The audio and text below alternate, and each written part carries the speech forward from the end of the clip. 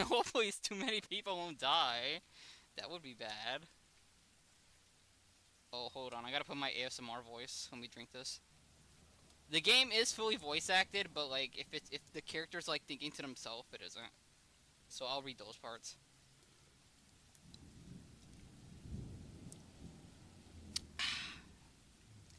The Ermengarde Mansion. It was built for Lord William and Lady Elizabeth Ermengarde. I'm sure they were siblings considering the time period of Luxembourg. Humble ambassadors. Isn't the MC a woman? Okay, we're not playing as her right now. We're just playing as a narrator. Both are well known for their compassion and generosity, never failing to extend a helping hand to anyone in need, except for people of color, but we don't talk about that. Under their influence and wealth, what was once a small, sleepy village grew to a prosperous and bustling town. However, the seasons of joy eventually ended when the good nobles perished at the hands of a great plague. That's not funny. Their riches and legacy were henceforth passed on to their only child, Lady Charlotte Ermengarde. The mansion has stood since the 1620s, a witness to a very long history of joy and pain, after Lady Charlotte committed suicide.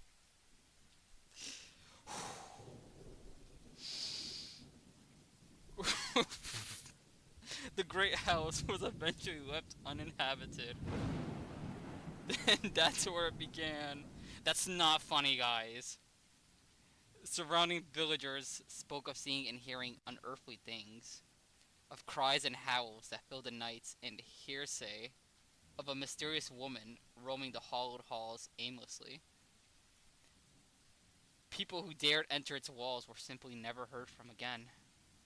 Even after 400 years, these stories remain, much like the house itself. I hear the men napping at the woman dying. It's... I'm sorry. Whispers about the once great house, its legend and its curse, still fall upon the villagers' ears. In spite of this, the current owners are convinced that these stories are nothing more than a hoax. With little regard for the truth, they had Realty Corporation place the property back on sale. Like Pandora's box, the secrets that lie inside await to be discovered by brave souls. No matter what happens, take care not to be consumed by the curse. Good luck. Yeah, good luck, because we're leaving every choice to the wheel of fate.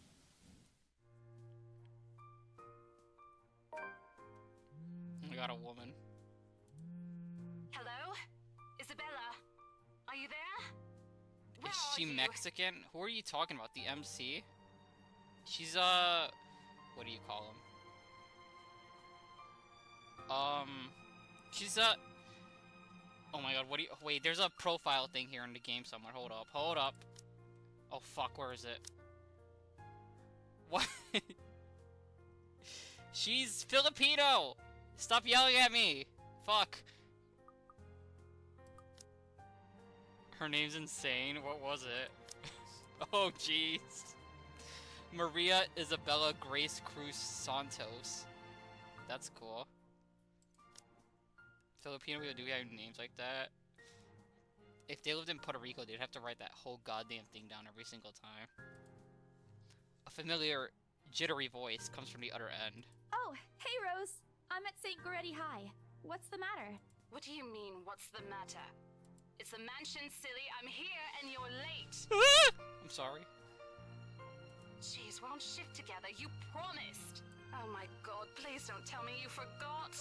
You were planning on leaving me to check this place out on my own, weren't you? Why are you yelling at me? You chickened out. Calm down. You know I take my promises seriously. Hang up on the British woman. I'd like to believe that. So hurry up and get here. Ooh, she wants to This fight place me. is huge. A bit too quiet since no one's lived here since, like, forever, but beautiful nonetheless. Why are you so surprised? This isn't the first time you've been there. I know, I just wish I could live in a place like this. But she's mad. Her lips are dead. Leave her alone. That's our, co-worker? I think, God, I have not played this game forever. I think Isabella's like a real estate agent. It really takes my breath away. Just like Slender Man. Forget it. Forget it, moving on. Well, I wouldn't be so sure about that. Not Maybe after she's the mad rumors she's that alone at a say it's scary haunted. mansion without her coworker. Okay, what am I gonna do when the ghost comes to get her? Fucking nothing. What do you want me to do about it? Those rumors? Ghosts aren't real after all. Isabella has a Danyan pony. Oh no, I'm older than her? I remember playing this game when I was like, this game is old as fuck, by the way. I was like 19 or 20 when I played this game. Dude, no, stop. That's not funny. And even if they are, which they are not, they can't do anything. I remember playing this game and thinking they were all oldie modies. Can we analyze her likes? Likes, cinnamon rolls, dogs, food, police procedural dramas. What does that even mean? She's Catholic? Yeah, she's Roman Catholic. Cinnamon rolls are... Okay, cinnamon rolls are good, except when they're the motherfucking cream cheese version. I hate cream cheese on sweets. It pisses me off. Ooh, do not make me mad. Do not make me mad. Anyways. I hate cream cheese on desserts. It's never good. You love cream cheese on bread? That's bread, okay? I'm talking about, like, sweets and stuff. I hate cream cheese on sweets. And dessert? Oh, you can go fuck yourself, man. They're nothing but spirits. You don't know that. They might be listening or watching right now, and they might not be happy with you enough to curse you. Isabella, ghosts aren't listening into your conversation. The FBI is. No offense, sweetie, but that's a bit of a stretch. Believe it or not, it's better to be careful. Ever had...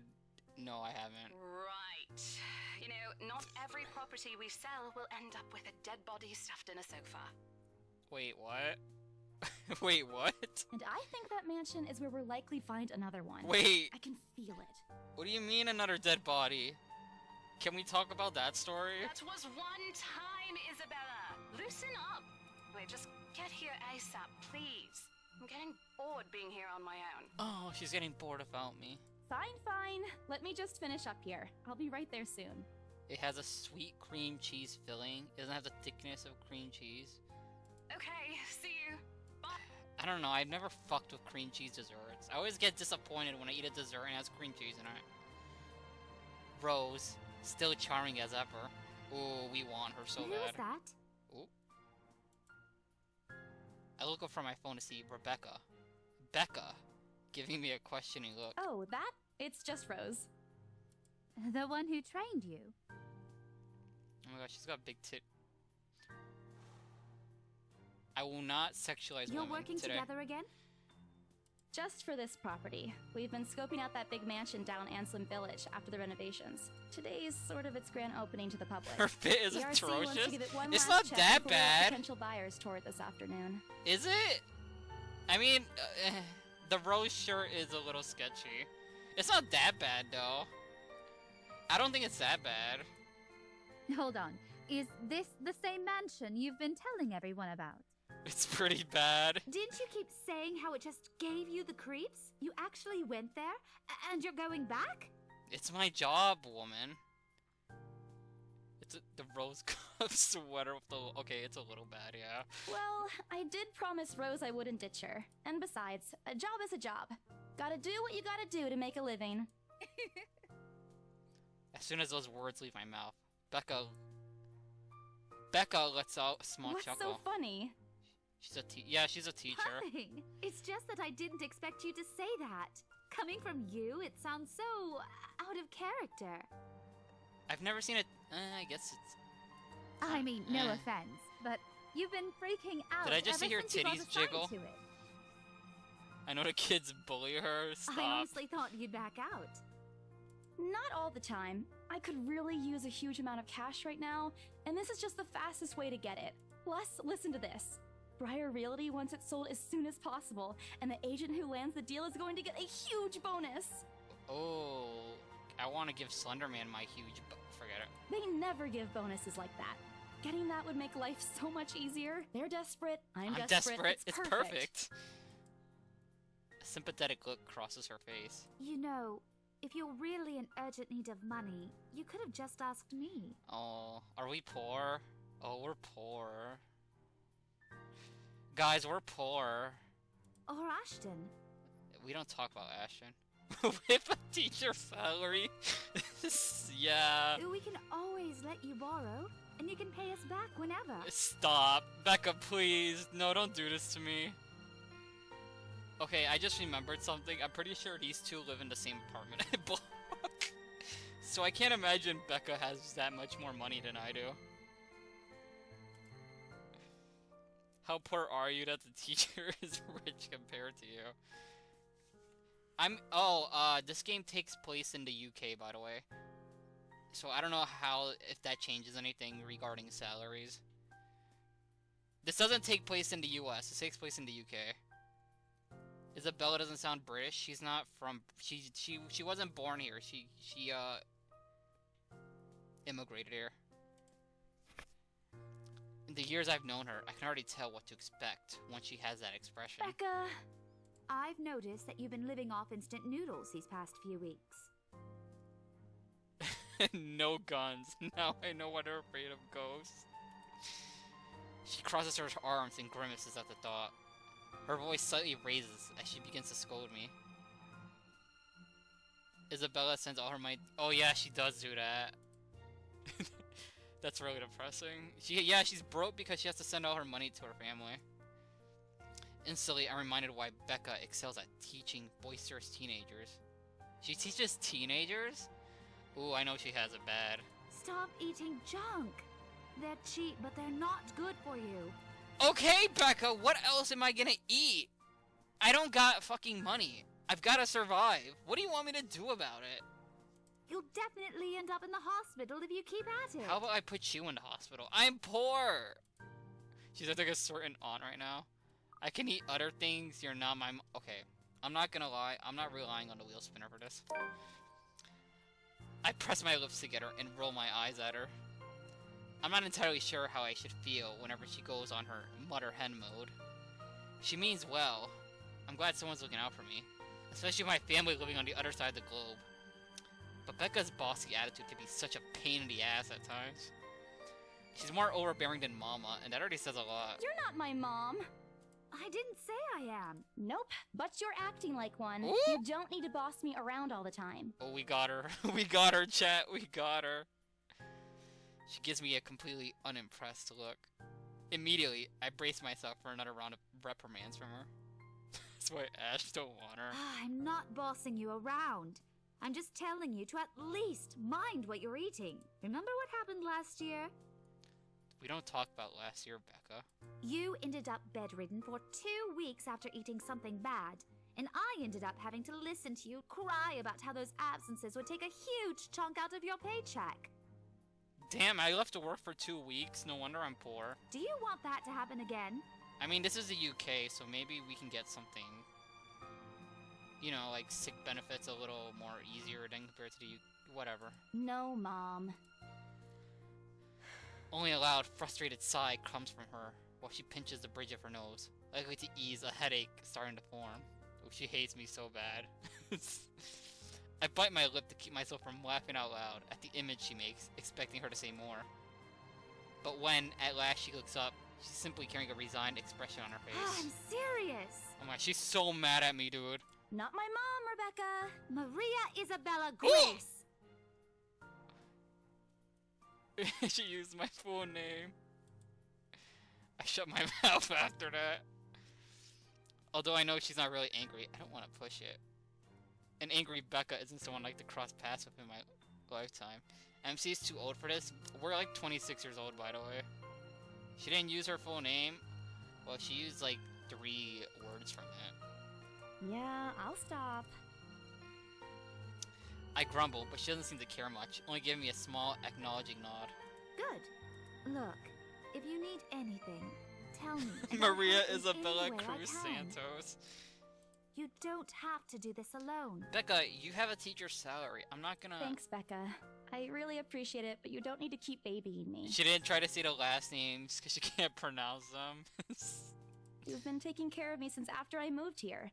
You have to take a break sometime. And before you ask again, no. You know I'm not a fan of borrowing money. And I'm not going to ask you to give me what you earned hard for yourself. Yeah, I know you're not making that much with your teacher-ass salary. You and your pride. The offer stays on the table, though. I nod in response, if only to get her to drop the topic. But I'm pretty certain I will never take that offer. Ever. It has nothing to do with pride. I've simply seen plenty of times how friendships could take a turn for the worse. It's just because of a few unpaid debts. I don't want something like that to happen between me and Becca, my best friend. We may argue a lot about petty things, but she already feels like a real sister to me. She feels like an overbearing mother. What do you mean? I don't want to lose that friendship over... Are they best friends? Yes, they are, actually. Can we get a new one? She does have 2 other friends. Becca's movements, when she takes a quick glance at something behind me, snaps me out of my thoughts. Well, enough chit-chat. Lunch is ending, and my students will be back any minute. We can catch up later. Good luck with your clients. Where's her other You friend? better treat us to I don't lunch know. or something if you get that sale. Girl, I have to send this money to my Filipino family. You bet! Who's the dude? What dude? The hot... What do you guys... Who's the dude I guess slurs at? Zach. I don't think that happens till later, though. With a small smile, she returns to her desk and begins sifting through the pages of a rather thick history book. She's probably working on next week's lesson plan. Or trying, at least. Her eyes are distant, and she doesn't seem too attentive to whatever's on the page. As she heard my thoughts, Becca starts to wheeze loudly. Her cancer seriously starting to take into effect right now. This is precisely why I followed her here. For someone who makes a habit out of getting in everyone's fucking business, Becca sure forgets how to take care of herself. Hey, you sure you can manage on your own? I mean, you're still a bit feverish. Hush, dear. Don't you worry about me. I'll just drink some medicine and I'll be right as rain. I level her with a flat look. She has had a cold for a couple days now. Something about the strange weather not agreeing with her lately. And despite my advice to take the week off and rest, I found her apartment empty when I dropped by this morning. She even left the medicine her doctor prescribed. Look who's being You stubborn shouldn't now. even be working right now. Seriously, you big baby. I'll be fine. For now, just go to work and stop making that Rose girl wait for you. Okay, but when I tell you that everything's fine, you snap and yell at me. Okay. Becca, please. I'll call you if I still feel bad, and you can come pick me up if it makes you feel any better. How about I leave you here? She offers me a reassuring smile, and I can only sigh. Why do I even bother? Why do you even bother? The first woman with a bob to not serve. Defeated, I reach inside my bag to pull out the same bottle of medicine she left earlier. Oh, I know that shit tastes bad. She looks at it wearily when I place it in front of her. Unfortunately for her, this is the one thing I'm not letting her have her way. All right, but don't forget what the doctor said. Drink this on time. I'll see you later, okay? There's an amused gleam in her eyes when she looks at my titties. Look who's playing the mother hen now. Rebecca! Okay. I won't tease anymore. I'll make sure to drink it, Mom. You are the last person to be telling me that, sarcastically. Before I can retort, she casts another look at the clock. I take that as a sign to finally end the conversation. And my please hit her. We're not gonna hit our best friend, allegedly best friend. With a small wave, I leave her alone to her classroom and her thoughts. I hail a passing taxi to take me to the property.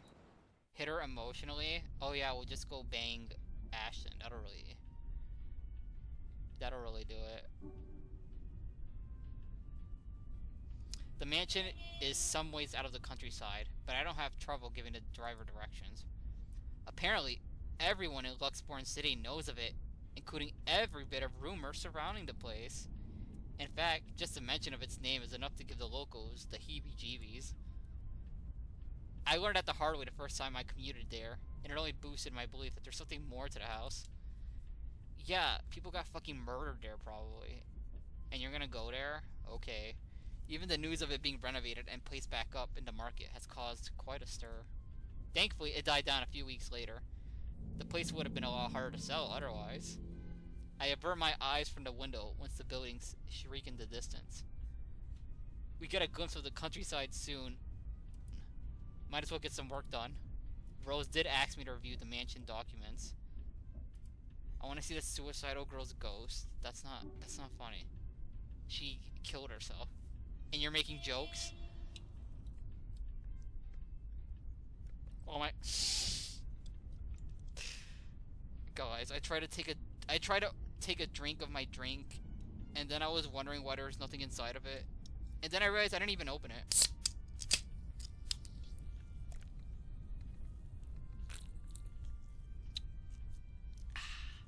Anyways. Life has ways of messing things up like that. Halfway through reading my papers, my phone rings again. I pick it up without looking, nearly tucking it between my ear and shoulder. It's probably just Rose again anyway. Rose? Ah! It's a man! Guess again. That voice. Ash. Bingo. Hey, what's up? Just checking if you're still cool later this evening.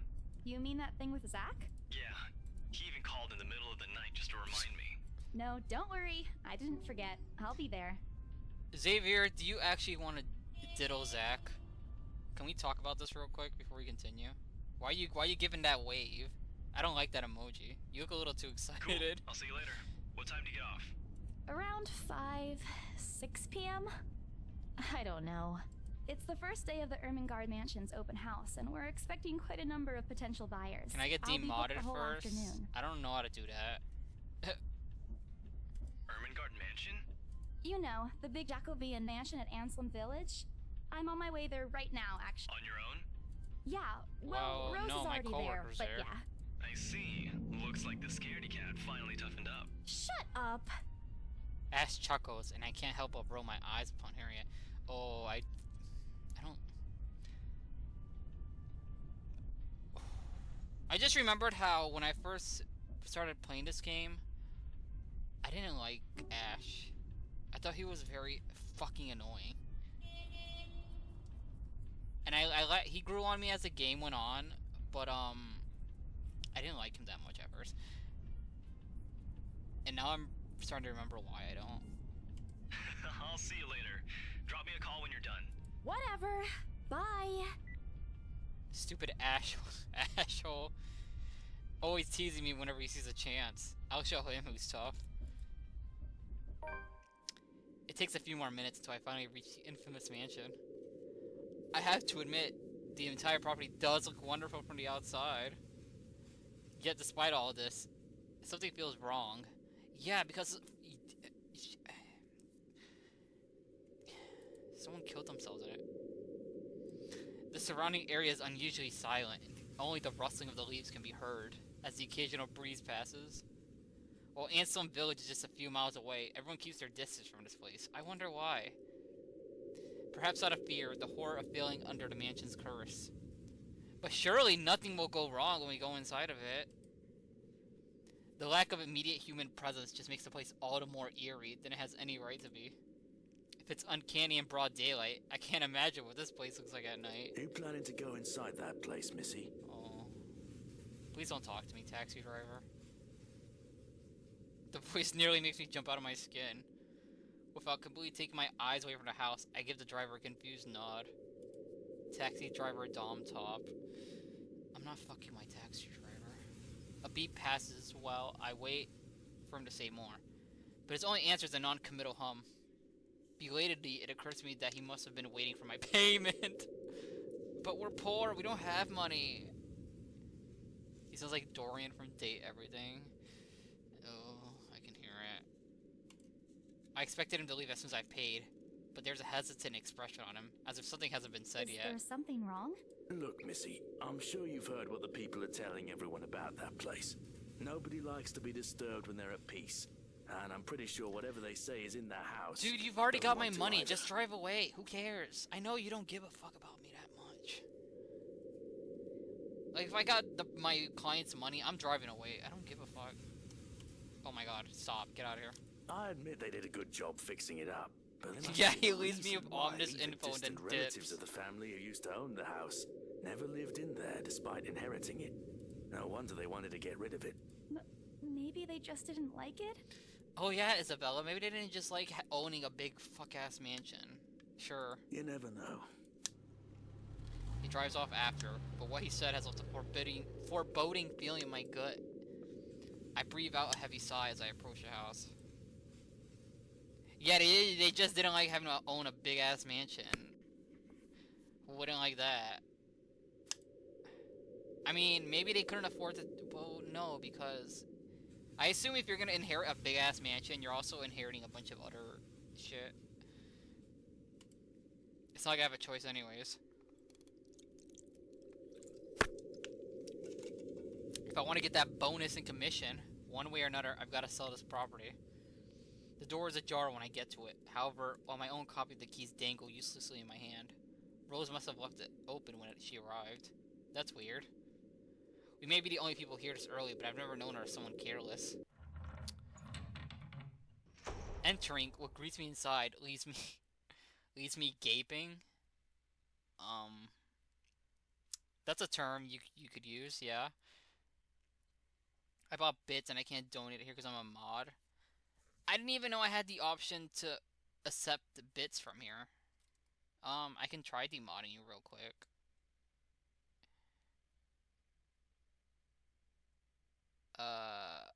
Remove as mod. Here we go.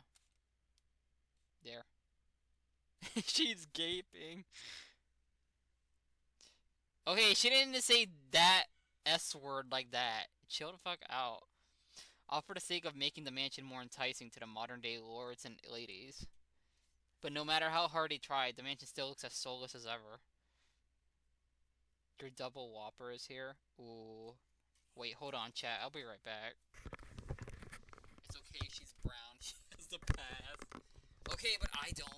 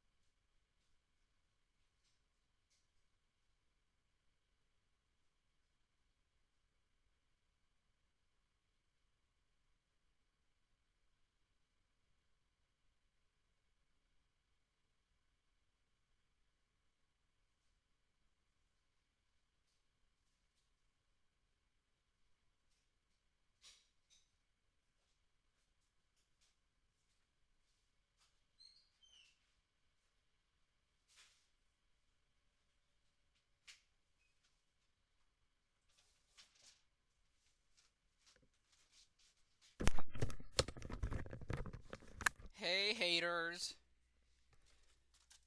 Why are hoes getting timed out for 600 seconds? What happened while I was gone?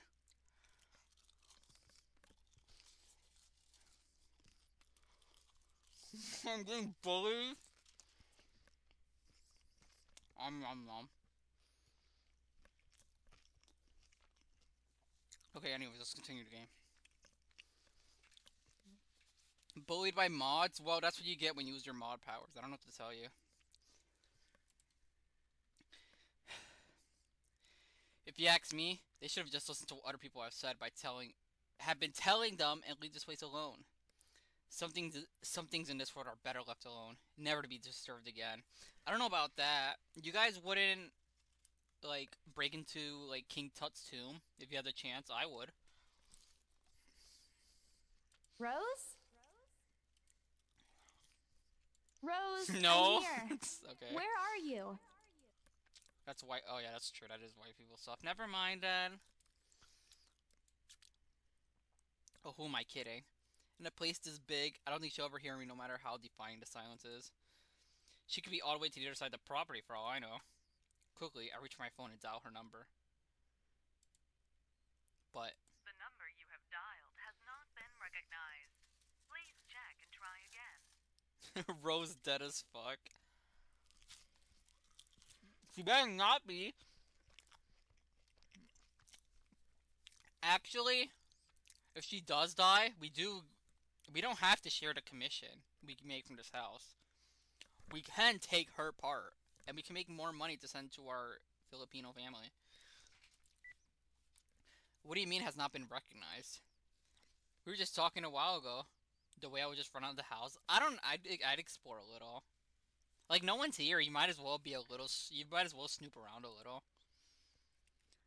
It's not like she was eaten by the house, right?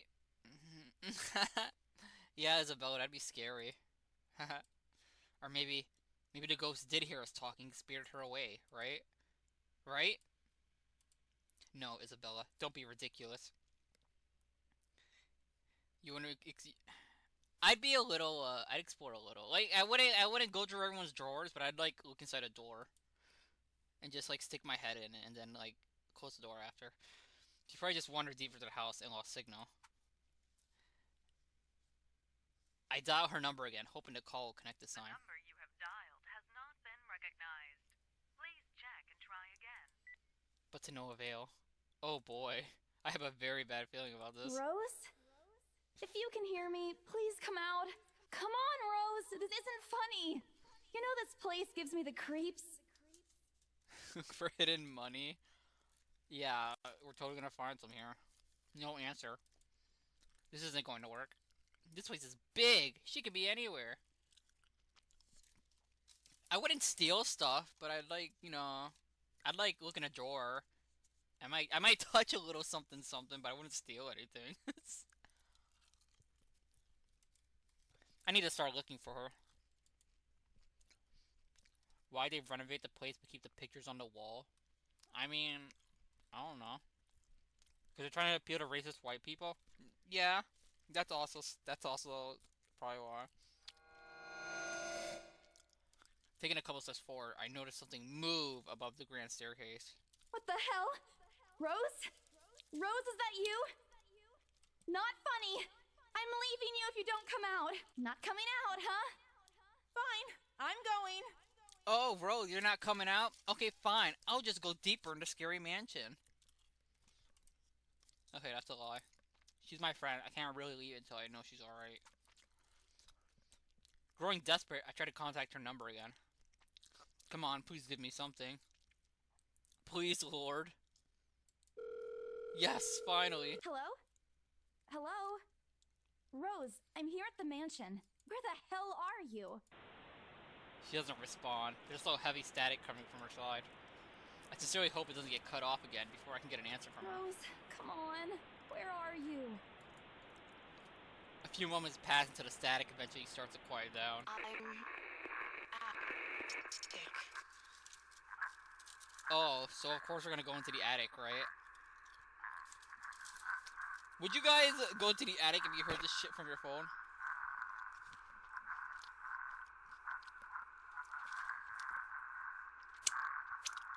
I finished my fries, by the way. They were good as fuck. What? The attic? Why? What business does she have in the attic? Good question. Crap, it got cut off. Man, do I really need to go there? With how deep inside the mansion the attic is, there's barely any signal there. No wonder I can't contact her. Yeah, she's just hiding in the attic, girl. But why is she there? Out of all places, she has to make me go fetch her in the creepiest room of this place. Well, you don't know about that. There might be other creepy places in here. Is she doing this to get back at me for being late? Yes, Isabella. She's trying to get back at you. A grown-ass woman. Whatever, I'll just go. The girl on the top left is serving. I carefully make my way up the staircase. My legs wobble as I mentally curse the fact that I've chosen real estate instead of picking a career that doesn't involve strange, abandoned houses. Upon reaching the top, the grand hallway, it greets me. Isabella, no! Don't go in here! White people do love to prank like this.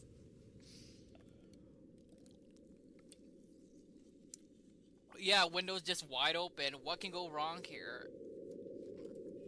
There are two attics here, one on each side. But the east one has been converted to a storage room of sorts, and somehow I find it least likely for Rose to wander there by herself. Okay, yo, make that conclusion, but she won't... Forget it. Besides, she never did like going to stuffy storage rooms. But she likes going to stuffy attics, right? So I head towards the west wing first, where a simple wooden door at the end of the hallway opens to a small room. Inside is another set of steps leading to the second attic. Unlike the grand staircase, though, the stairs to the attic are steep and narrow, made of old stones and covered with a thick coating of nut that kicks up to the air with every step. Yeah, rich white people don't usually have good taste. They kind of just like to make everything as gaudy as hell. And not in a campy way, too. It's just, like, ugly. If it wasn't for the light streaming through the door behind me, I might easily stumble and fall. With how old the place is, there's no light fixtures to illuminate the cramped passage up. Why didn't they bother to add one here when they renovated? It escapes me. Sheesh, they did with the rest of the house. A small bedroom welcomes me at the end. And who's at the other end of the bedroom? Slender Man. Oh, or nothing. It looks exactly as it did since the last time I've been here. Full of dust, worn out, faded by time. Odd, I thought they cleaned everything. Saves room. Did the crew miss this room? Ugh, cleanliness is the least of my concerns right now. The more passing matters Rose. Okay, Rose isn't here. Let's get the fuck out already. She's not here. Was I dreaming when I talked to her a while ago? Did I mishear her? No. It couldn't have been a dream. After all, the creamy ambience of this estate is doing a remarkable job of making sure I stay alert and awake. And I'm sure she said she's here. Did you though? Did you? Is this a prank? Or maybe that phone call was Rose's last message to me before the curse got to her. Isabella, you don't sound very... Ugh, shut up, brain. You're not helping. Don't make this scarier than it already is. But if she's not here, then where is she? Holy fuck, what was that? What the hell was that? That's it, I can't do this anymore. I'm leaving. We must have angered the spirits living here. I knew disturbing the mansion was a bad idea. Who cares about that? If you sell the house, you won't ever have to come here anymore, and you get a fat-ass bonus. But nobody listened. Be fucking realistic, they said. They think I'm cuckoo because I believe in curses and ghosts and all that. Me and my outlandish backwater country beliefs. I'm sure that's a, I'm sure when they said that, it didn't sound exactly like that. They probably said something a little more, well, it probably included a bit more slurs thrown in there. But I think Isabella's just, yeah. I've always strived... Yeah, country when she's Filipino is nuts. I've always strived to be a model employee, but not this time, no. I've turned back for the sake of my sanity. Briar Realty can find another agent who's more fucking realistic to tour people around the haunted house. Wait, she works at Briar Realty, and they told her to be fucking realistic. Oh yeah, this place totally hates her because she's brown. That's cool. Before leaving, I take one last look at the gloomy old room, just to check. She's doing all this monologue and not getting the fuck out. What's this? Racism in my game? No, there's a lot of racism in this game. My worries about Rose's whereabouts must have caused me to miss it when I first entered the room. But there's clearly something on the floor. It looks like... A letter? Lying on the ground just a few inches away from my feet. Out of sheer curiosity, I lean up and pick it up. Strange. I don't recall seeing this last time I was here. A few days back, me and a few other agents inspected the mansion to prepare for today. I had been the last to look inside the attic and leave, and this certainly hadn't been there before. Becca does not hate Romani people. How dare you? Someone must have left it here. Must have left in this room. Did Rose leave this for me? Was she here a while ago? I couldn't have missed her though, could I? There's only one set of stairs leading to the attic. The letter isn't exactly in pristine condition. In fact, it looks rather ancient. The paper is so thin and rough, I worried it fell all apart if I touched it. But with great care, I open it, and what I read shakes me to the core. What? Oh my god. It's a chain letter. Nothing but the words "help me" fills the page, all of it seemingly written in crimson-shaped pen. Or blood. I gulp. The same phrase just goes on and on until... Send this to 5 people or else. Or else what? Or else what? As quickly as I can, I scan the back of the paper and peek into the envelope to make sure I'm not missing out on the second page. She's still in this mansion and she's... Okay. I don't know about you, but if I saw this, I would have, like, ate that letter and then ran out. Me in the bathroom playing with Komeda's period blood.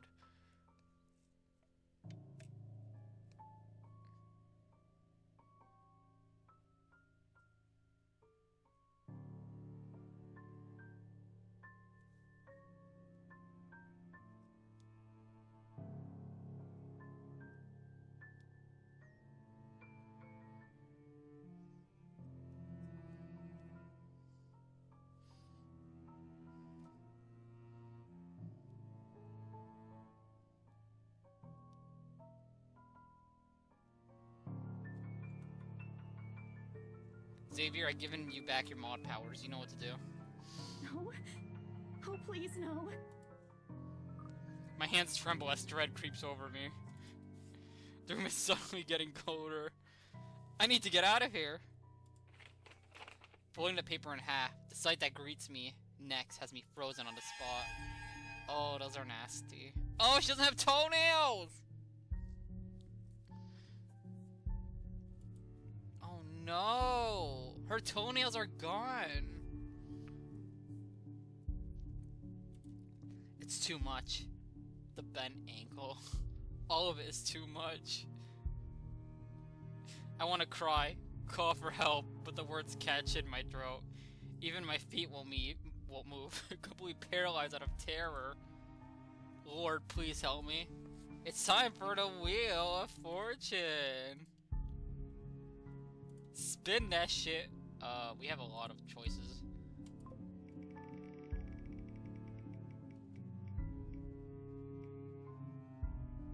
God fucking damn it! What do you mean chat decides? What do you guys want to do then? Wrong one. Which one was it? This one? Yeah, here we go. Just look at it. Yeah, let's just look at it. I need to face it. Whatever these feet belong to. I need to face it. Don't let this religious psychosis grow prey. And if I'm going to die, if you're going to kill me, at least I know what my killer looks like. I mean, you're gonna die anyways, it doesn't matter. A cold comfort. So with a deep breath, I summon every ounce of courage I have left in me and shift my gaze upwards. Whoever wrote maybe they're hot. Please, don't hurt me.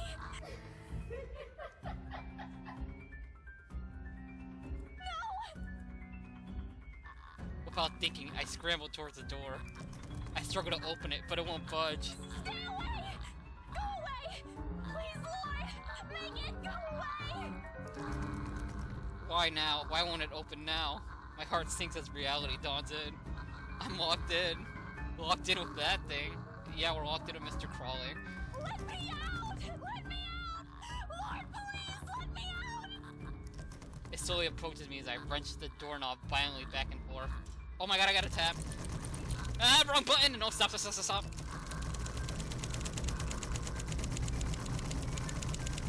I did it. The door finally swings open and I couldn't have been happier. Wasting no time, I leap out of the door, don't look back. My feet pound against the foreign rhythm with the loud, fast beating of my heart. By the time I run past the hallway and find myself atop the grand staircase, my chest feels so tight it feels like it's going to burst.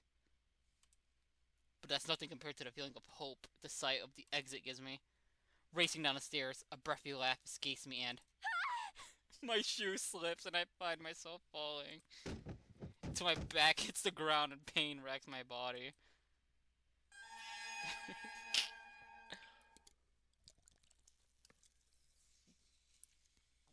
My head grows fuzzy. I feel like this is how Tara Grimface would act like in the creepypasta game. They were both kind of lame. No. Go away. The last thing I see are those feet before all I know is darkness.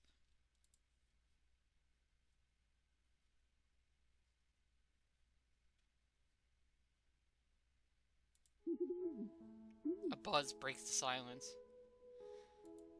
I start to rouse, pulling into consciousness against my own will. I've never felt this tired before. I just want to sleep, but the insistent buzzing, poking, and prodding isn't letting me. I'm gonna go get my cut water from my car. Okay, good luck with that.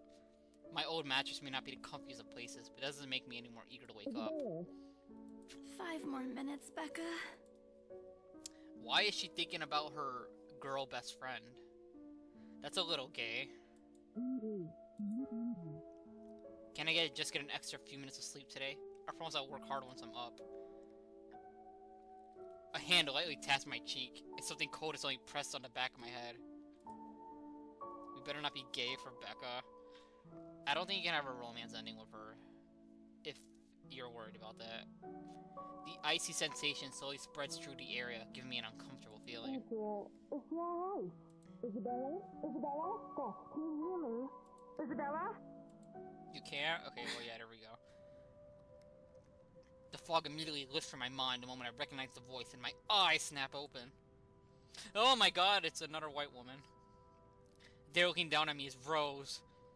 Another woman loiters behind her. My attention is too focused on my co-agent to even ask why there's someone else with her. Why are you with another woman, Rose? How dare you? Who's this green-haired hoe? That's Rose, our coworker. The one we've been looking for this whole time. What do you mean? Oh my god, her cleavage is nuts. Rose's posture just screams worry, although she's keeping a straight face. Or trying, at least. I can't help but feel bad for making her fret. A wave of dizziness washes over me as soon as I try to get up, forcing me to lie back down again. Hey Xavier, your woman is here. Come say hi. Luckily the feeling subsides after a few seconds, until only a mild throbbing somewhere at the back of my head remains. With a little assistance from Rose, I push myself upright. She hands me a pack of peas, and gestures for me to press it where I suspect a small bump has already formed. Alright, Isabella, where are we? The Ermengarde Mansion. Why? Ow, my head. And the date today? October 21st? Rose. Last one. Can you count to 15 in reverse order? 15, 14, 13, 12, No. Oh my That's god, wrong. we're brain dead, guys. It's over. We need 12 teen. What is she talking about? Hold on, let me open my burger real quick. I want her so bad. This is Mary Ann, right? What was her nationality again?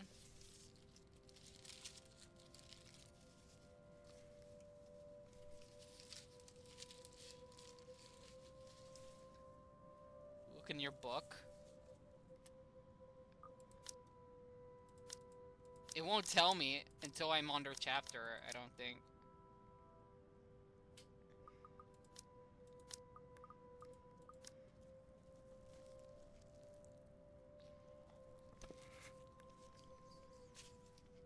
Why are we doing this?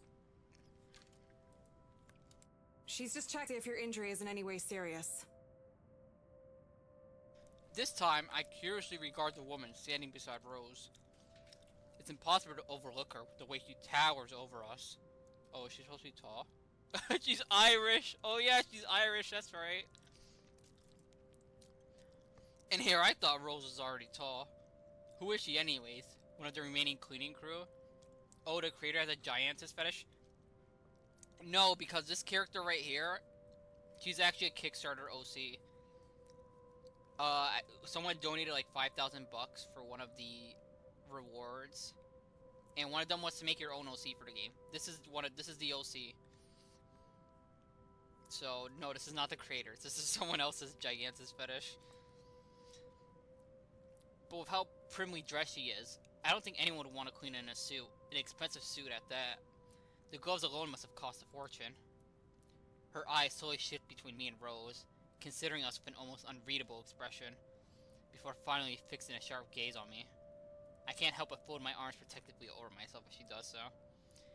She may be far from a cleaning crew, but she certainly looks like our supervisor during evaluation. Just do it, please. I item both warily, but recite everything as she asks. Rose releases a breath of relief once I'm done. You scared me for a moment there. I was about to call for an ambulance. Are you alright? Exasperation soon replaces a dull ache. I got a strawberry margarita flavor cut water. How much have you drank already? The memory's a little fuzzy, but the attic There was someone, Rose. In the attic. Someone? You mean a client? Oh, that's unlikely. It's probably just one of the cleaning crews. Yes, Rose, it was one of the cleaning crews. Just one dude in this house alone. Yes, it was the cleaning crew.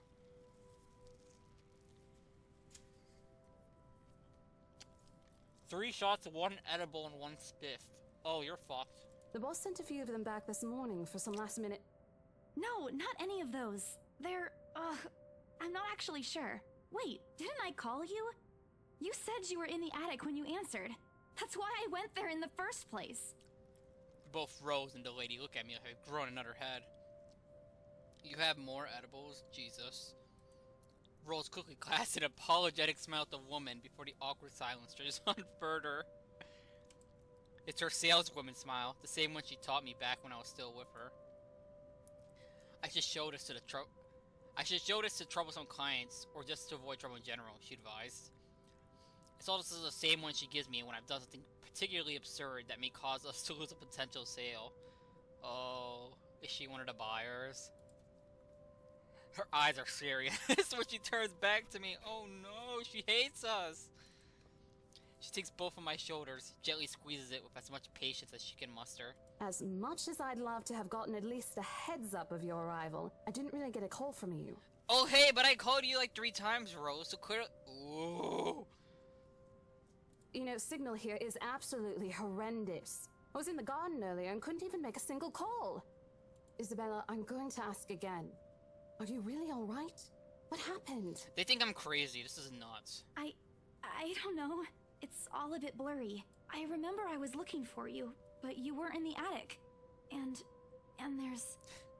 How's whatever that it going is. to help with the sale? And oh no. Do you think someone came in while you were out? You left the main door open. We are so going to get into big trouble if something gets stolen, Rose.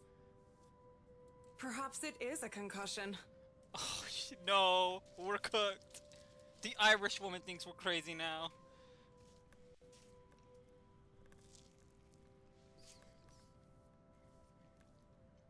Are you sure you feel fine? We could still call for an ambulance. I could cover for you. No, I'm fine. I'm okay, Rose. I can work.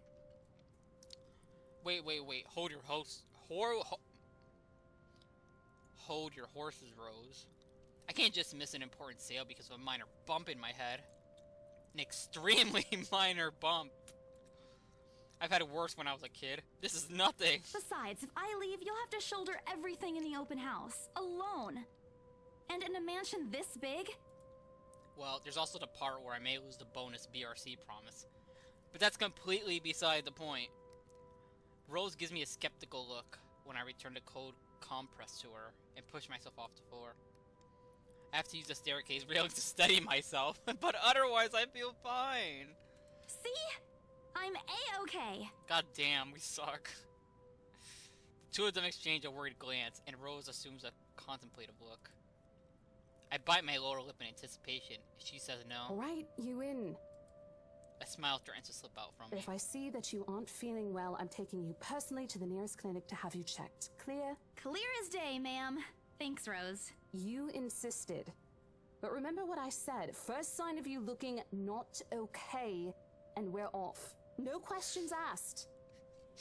I know her forehead big as fuck under those bangs. Leave Rose alone! She's just a... well, I don't know what her nationality is. I guess it doesn't matter.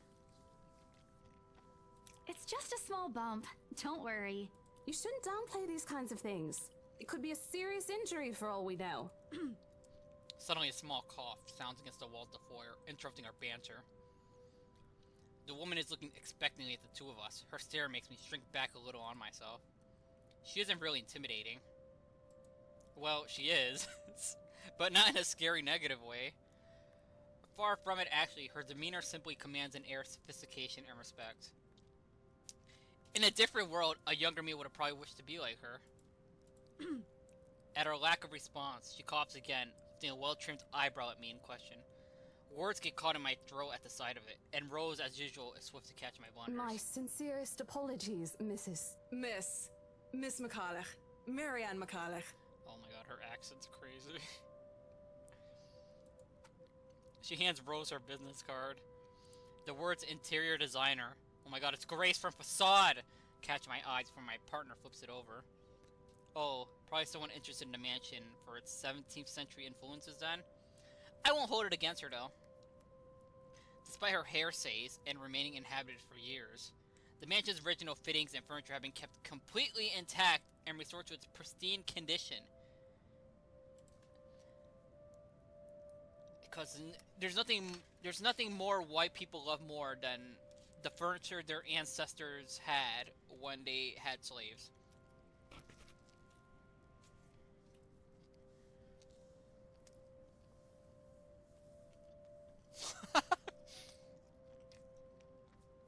Wow, this house looks exactly as it looked when the girl killed herself. After all, with what it offers, this place would also be a haven for people looking to live somewhere in a classic historical charm. Oh hey, Isabella, I know you're not that naive. Miss McCullough, I'm Oh my god, Liz the Cooper, and this plantation is weddings my are partner, nuts. I Isabella hate Santos. looking at those. We're just ironing out a few things, but we'll be starting the tour soon enough. In the meantime, we've prepared some refreshments for you in the parlor while you're waiting. If you could please. Thanks. There's no need for it though. I just dropped by for a quick survey of the place. She's Filipino, she's not used to Western racism. True. I thought I should check the estate before I meet with the homeowners. Rose's confusion is impossible to miss when she glances at me, and I return it with an equally perplexed look. And against my better judgment, I blurt out the first question that comes to mind. I'm sorry. Homeowners? Oh. I should have kept my mouth shut. A flash of irritation crosses her face, but it instantly disappears under a mask of professional detachment. Yes. Hannah, right? She hired me to handle the interior design for their new home. This is the Ermengarde mansion, right? It is, but... She pauses, possibly trying to find the right words to fix the awkward situation without ascending somewhere. Suddenly, Rose nudges me for elbow. Oh. The Wheel of Fortune! No, that's not what I said. The Wheel of Fate! Yes, dance for us, Toma.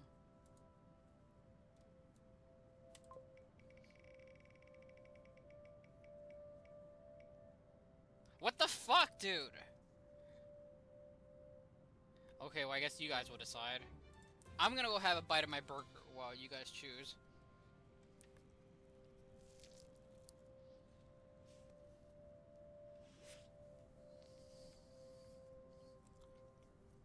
One. Okay.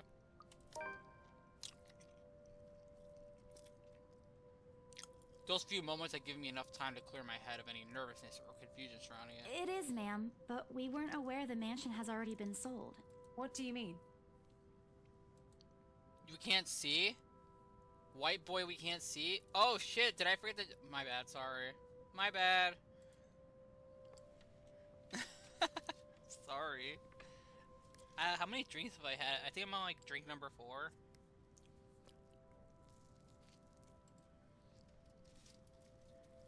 I may screw up at times. That doesn't mean I haven't learned a thing or two in the 5 years I've worked in this business. The mansion is indeed for sale, ma'am.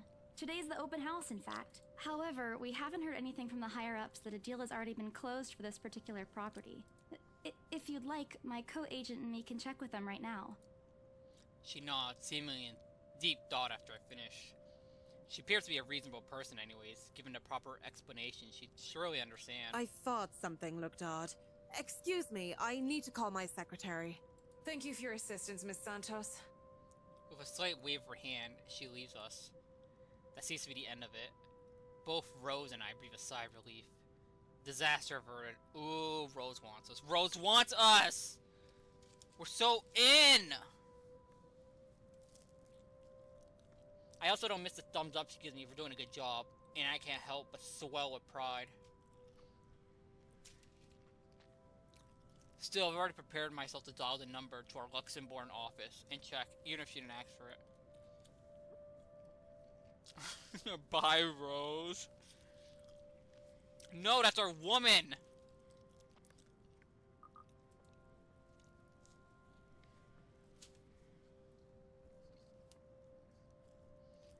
Her name isn't in the journal? Okay. So what? That's our woman! Moments later, Mrs. McCulloch, that's how she pronounced it, so I can say it like that, returns, looking a little frustrated with an apology clearing her face. I feel a little sorry for her for having to go through all this trouble. There seems to have been a little misunderstanding with my client. If you'll allow it, I'd like to stay and wait for them here. I was informed they'll be dropping by for the open house today. I figured it'd be a waste to just leave after that long drive. I might as well meet him here. Did your client just assume they were gonna buy the property? Certainly. You could stay at the parlor in the meantime, ma'am. I'm sure it won't be long before our guests arrive. And, Isabella? I left a few documents in my car. You know where I keep those. Oh, Rose, you want me to go inside your car? Okay. I'm totally not gonna sniff the seat you sat on when you drove here. Can you please get it for me?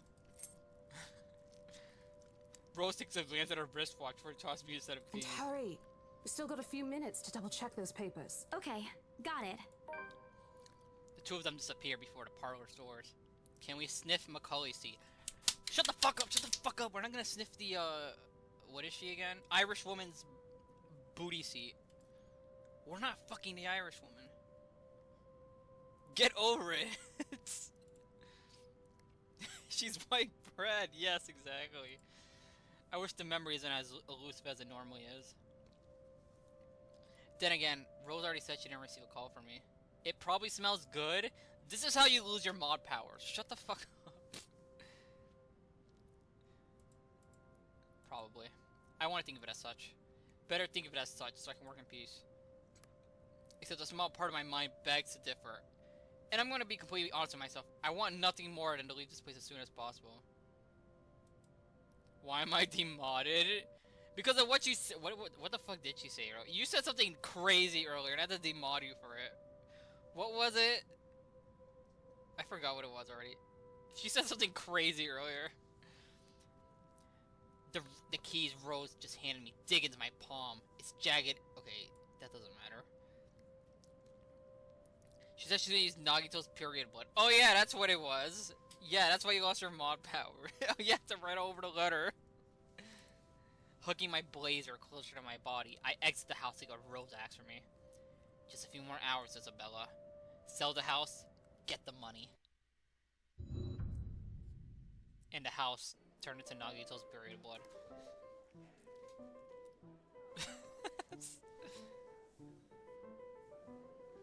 A flock of people have already gathered in the mansion's front yard by the time we officially opened the doors. I'm not sure whether I should feel baffled or underdressed standing in their presence. Men and women of wealth, and probably white, and status, all dressed in nines and fancy suits and lovely dresses of varying colors. Their necks, arms, and fingers were adorned with silver and gold. Oh yeah, they're totally racist. I really hope there aren't any magpies living nearby like in the stories. Those birds would have a field day in this. They are murmuring among themselves, looking at the estate's facade appraisingly. With some arguing about whose mansion has the superior architecture. Oh my god, these people are so fucking annoying! I hate rich people. But most of it stops as Rose calls for their attention. Do you think they look at Isabella and assume things about her? You know, because of her color.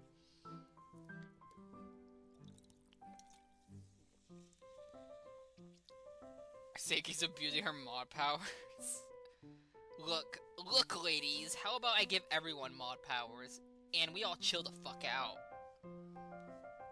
They assume she's the caterer. We did have drinks.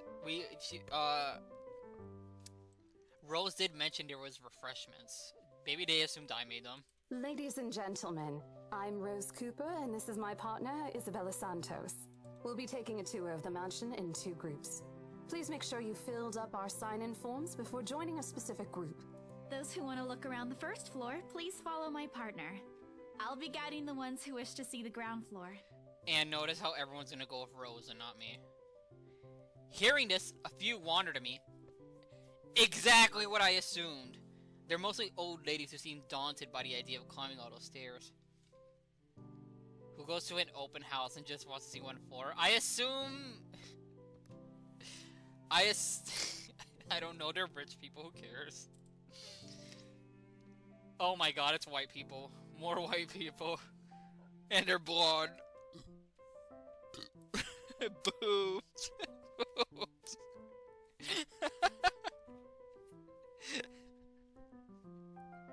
It's so nice to finally meet you.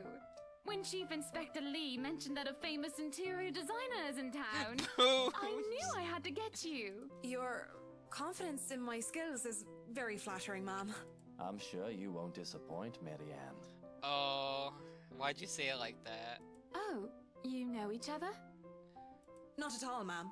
You mentioned something about a Marianne on our way here, darling? Oh, yes, I think I did. Ah, they must be the client she was talking about. I might have seen their faces somewhere before. Some magazine. Or the television. I can't quite remember because all white blonde people tend to look the same.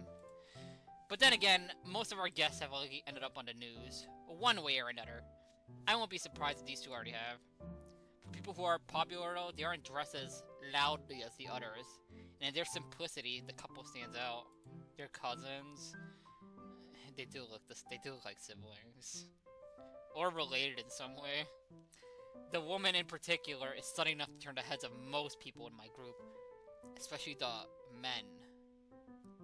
With wandering eyes. Whore! No, I'm kidding. The guy standing beside her don't seem to mind though. I'm sure that's what they're saying to her though, like low-key. Maybe even her husband's saying that. I assume that's her husband, I don't know. Rich people will bang their cousins. Is it stunning or does she have massive boobs all the way out? It's both. It's the fact that she's white and has big boobs. And if I'm going to be a bit bold of my assumptions, I'd say he's basking in the attention. Both of them, in fact. Notice how Isabella has the worst fit. I thought we all agreed that... what was her name again? I thought we all agreed that Rebecca had the worst fit. The matching rings on their finger just cement the fact they are indeed a couple. Oh my god, these cousins actually married each other. That's nuts. Couple or not, what's important is that we get the deal closed before the current owner can even think of canceling the listing. I just hope one of the people in my or Rose's group is brave and generous enough to buy this mansion. And so with papers in hand, I lead the way. When they aren't whispering among themselves or going, ooh and over one thing or another, they ask questions. From how the restoration process went, to the history of the place, I answered them all. More than happy to talk about the art pieces and architecture. However, I'm careful not to mention anything about the urban legend. Hey, y'all want to hear about the woman who killed herself? Hey, okay, but like, don't houses go way cheaper if someone killed themselves? Maybe not killed themselves. But like, don't houses go cheaper if someone died in them? I would have mentioned that. Well, no, we shouldn't mention that because we're trying to get a good listing for this. Yeah, that's right. They're trying to make money. Never mind, don't mention the urban legend. Not a good material for sales talk, even if the entire population of Luxport knows about it. Some of the furnishings here are actually the 17th century originals, all of which have undergone a painstaking restoration process just to return its original beauty. Even the glass thing. Colorful ones. Boobs! Oh, I don't know, but you get the idea, I hope. Especially that one, ma'am. It is said to be a gift commissioned by the fiancée of Lady Charlotte Ermengarde. Oh, is that the one who killed herself? The mansion's current owners have specifically requested that the restoration crew take great care in handling it. It's a priceless work of art and the most distinctive feature of the mansion. By the time I stop talking, her attention's already elsewhere. Isn't this place wonderful, darling? I told you it's not a total waste of your time. I don't know. Isn't it a bit too small? We might have to break a wall down to have more room. Oh, yeah, let's just break a wall down in this ancient historical housing. I mean, to be fair, this house, probably the only historical place about this house is that they own slaves, so maybe we should tear it down. Leave him, he's only like 2 inches taller than you. Yeah, go with the Irish woman. Well, I think it is just right. Don't you think so, Marianne? It is splendid, ma'am. But isn't it a little too early to make plans when no deal has been signed yet? Time to party like it's 2023. I'm pretty sure this game came out in like 2018. Never mind that. It isn't going to be a problem. We've got a wonderful legal team to handle everything. Start taking notes, though. I think I've got a few things I want changed before we move in. Boobs! The rest of their conversation gets lost in the chatter of our companions. I don't want to make any assumptions yet, but their sheer interest is enough to give me some semblance of hope. Oh, please, please, please let these guys be the one. What time is it? Okay. Eventually our group reaches the kitchen. Maybe we should let the ghosts live in the house for the owners. Who cares? I'm gonna sell it. They can deal with the ghosts themselves. I don't got anything to do with it once I leave. Just give me your fucking money. Much like the rest of the place, a great deal of effort has been put. Oh my god, is this the kitchen? Oh yeah, slaves were totally. Oh, it's bad in here. Oh, is that a cellar? Is that where they. Oh. This kitchen's ugly! Ew! Ew! This is an ugly ass kitchen! And they're gonna make us pay like $5 million for it? Well, they're gonna pay for it, but like. Oh, it's bad in here. It looks dusty. The open hearth at the end of the room in particular looks amazing. Isabella, no it doesn't. It looks ugly. And mad props to the cleaning crew. They didn't do shit. It looks dusty as fuck in here. Seriously, after overhearing hundreds of their complaints about the soot and tar staining the bricks, how much of a pain in the arse clean this will be, they still managed to pull this off. No one's cooking in that. Where's the oven? There's no actual oven, it's just the hearth back there. Oh, how are you gonna fry mozzarella sticks? Or make it look presentable? The highlight of the room, however, is what's underneath this hatch here. Oh, don't say anything yet. An underground wine cellar. Shut the fuck up, Mr. in Gray. Bodies! Dead bodies! His sudden attentiveness catches me off guard. Since the start of the tour, only his wife has shown any form of genuine interest in the place. But this time, something lights in his eyes at the mention of an undercroft. What's so interesting about a basement? I really don't understand rich people sometimes. I don't know, maybe he likes to keep women in his basement. It was actually another bedroom for the helpers. Silly, they wouldn't get a bedroom. Yeah, they'd get like a little, very tiny one-room cabin that bugs get into all the time somewhere. They would not live in the house where the owners lived, for sure though. They live in some shitty-ass creek. Right now, he just gives me an impression of a child who's absolutely wants for Christmas. I've always found it cute whenever I see children act that way. My younger siblings especially. On a grown man? It's kind of disgusting. Yes, sir. It could house around 7,000 to 11,000 bottles of wine. Truly. And the room, how was it built? The bricks that were used to build the cellar have been carefully picked for the purpose of maintaining and preserving a constant temperature and humidity in the room. I don't think he gives a fuck about that. He just wants to know if he keeps It's a good place to keep your private collection in, if you had one, sir. Charlie Kirk said they were better in the 50s. I think you mean, Charlize Kerbel. I don't know who Charlie Kirk is. But if you're talking about Charlize Kerbel, I know what you're talking about. Anyways. It keeps the corks in good condition. Oh, love. Didn't you say before that you wanted to make your own personal vineyard? You know we're going to need space for that, darling. Darling. And this isn't big enough? If it's space you're worried about, sir, the Ermengarde mansion sits on a 46-acre lot. There's plenty of room for it. Jesus, her boobs are as big as her head. We Stop were looking told at her the boobs. original owners had a horse stable built here before, too. There's a contemplative expression on Mr. Wright's face, but he doesn't say anything further. His wife, however, seems really pleased that he started to show interest, if only a little. I smile to myself. I may not completely understand how these people's minds work, but I sure as hell know how to spot a buyer with sincere interest. Score? I can't wait to tell Rose. Okay, I don't think they said they were gonna buy yet. The rest of the tour goes by without a hitch. In more than half an hour, we're able to cover almost every room on the ground floor. Her little piece of hair is pissing me off. What are you talking about, Isabella? Oops, why did I go back to OBS? Funny, the first time BRC had a survey to property, his? Oh, I didn't see it. I'll see it next time. Oh my god, my hand's itchy. Where's my Coke? Oh, it's over there. His dyslexia. It's not dyslexia, it's called, drunkenness. Maybe this is just my excitement over a possible sale.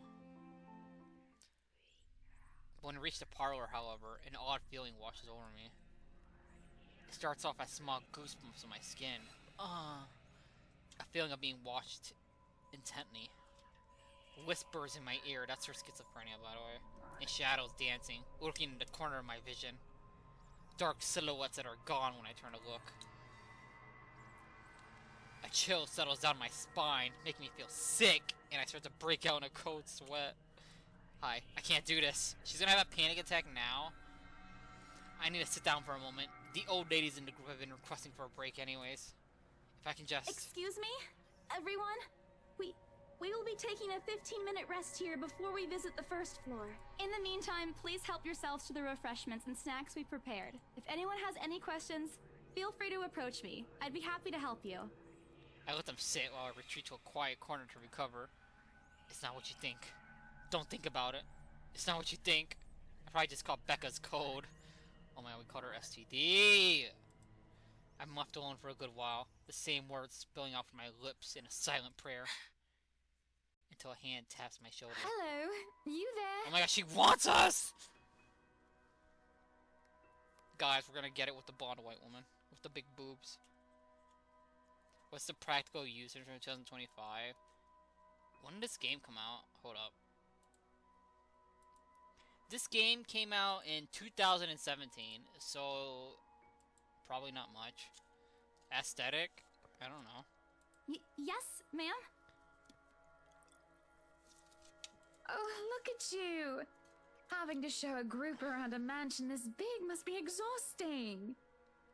She's talking to me like I'm a child. She doesn't want us. No. No, she doesn't want us. She's talking to us like we're 10 years old. And look at the way she's touching her hair. It's because she's brown. Exactly. Of course she doesn't want the brown woman. Fucking... Ooh! Okay, it's fine. Let me tie up my hair. Tying up my hair before she pays us to eat her pussy. Forget it. I know she said she probably... Yeah, well... Not a problem, ma'am. I'm just doing my job. What a hard worker. Stop talking to me like that. Isabel, right? Stop, please. You don't remember my name? Of course you don't. You would never remember the brown woman's name. Isabella, actually. But yes, what can I help you with? Please, just Hana. Call me Hana. I just wanted to ask, how soon are we able to move in? I don't remember you saying you were gonna buy that.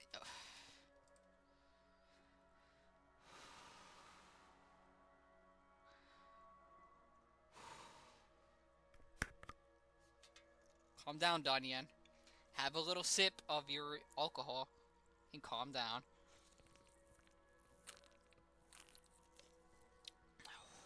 Okay. I'm calm. Let's just continue on with the story. Calm down, son. It's just a drawing. Sydney, sweetie, stop.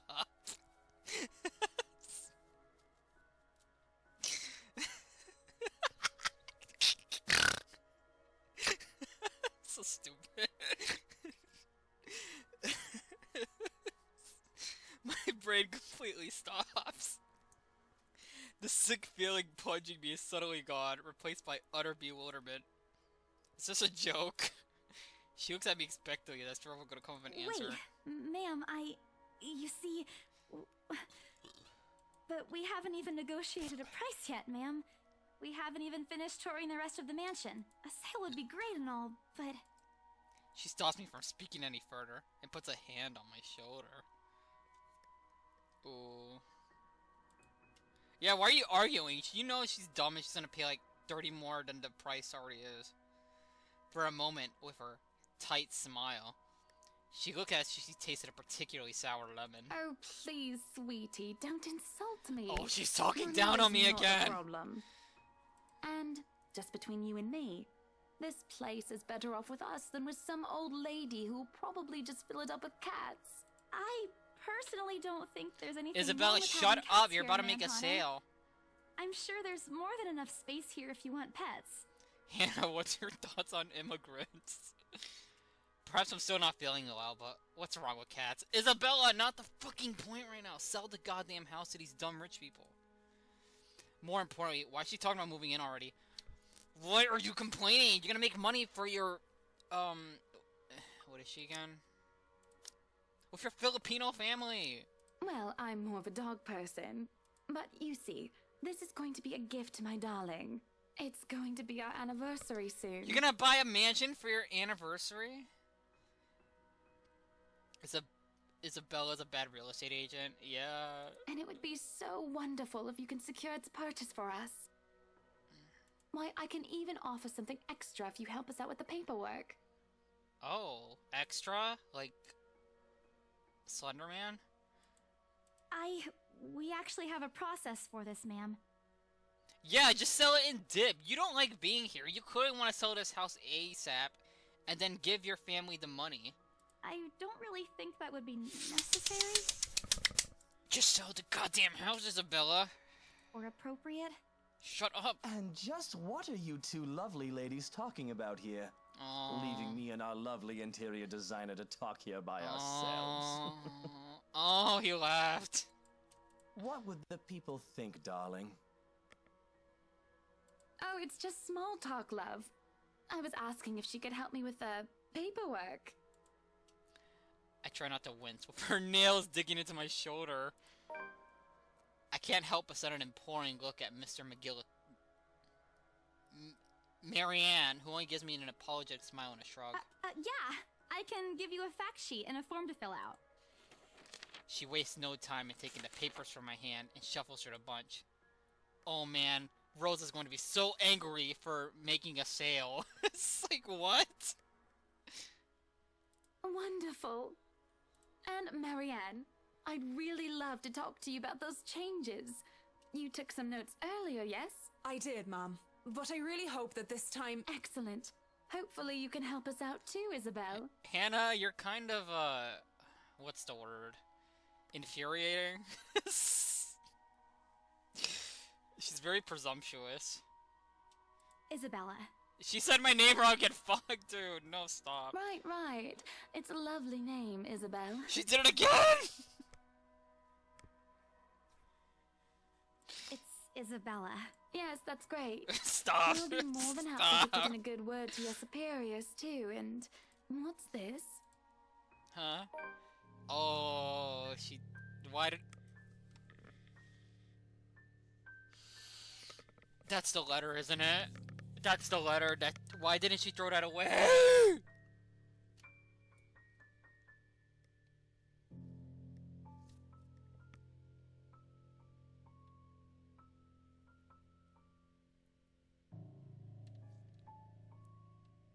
What's that send to 5 people? Go send it to some randoms on the street, not to your potential buyers. What do you mean? 3 busted bitches. A look of confusion and disgust appears on her face. Turning to her husband, he merely shrugs. When was the last time I saved? Hold up. That's, an interesting work of art. Oh, we're taste, cooked. though. Oh my god, look I'm at her sorry. portrait. We're cooked. Darling, Buttercup, art is a complete overstatement for this garbage. It looks like a cheap prop from a D-list horror film. Shush, love. Let the girl do what she pleases Stop. with. What do they call this? Oh, forget about it. At the very least, it's not as dreadful as the one art exhibit I was forced to attend last month. You should have seen it, Marianne. Even you would have been appalled.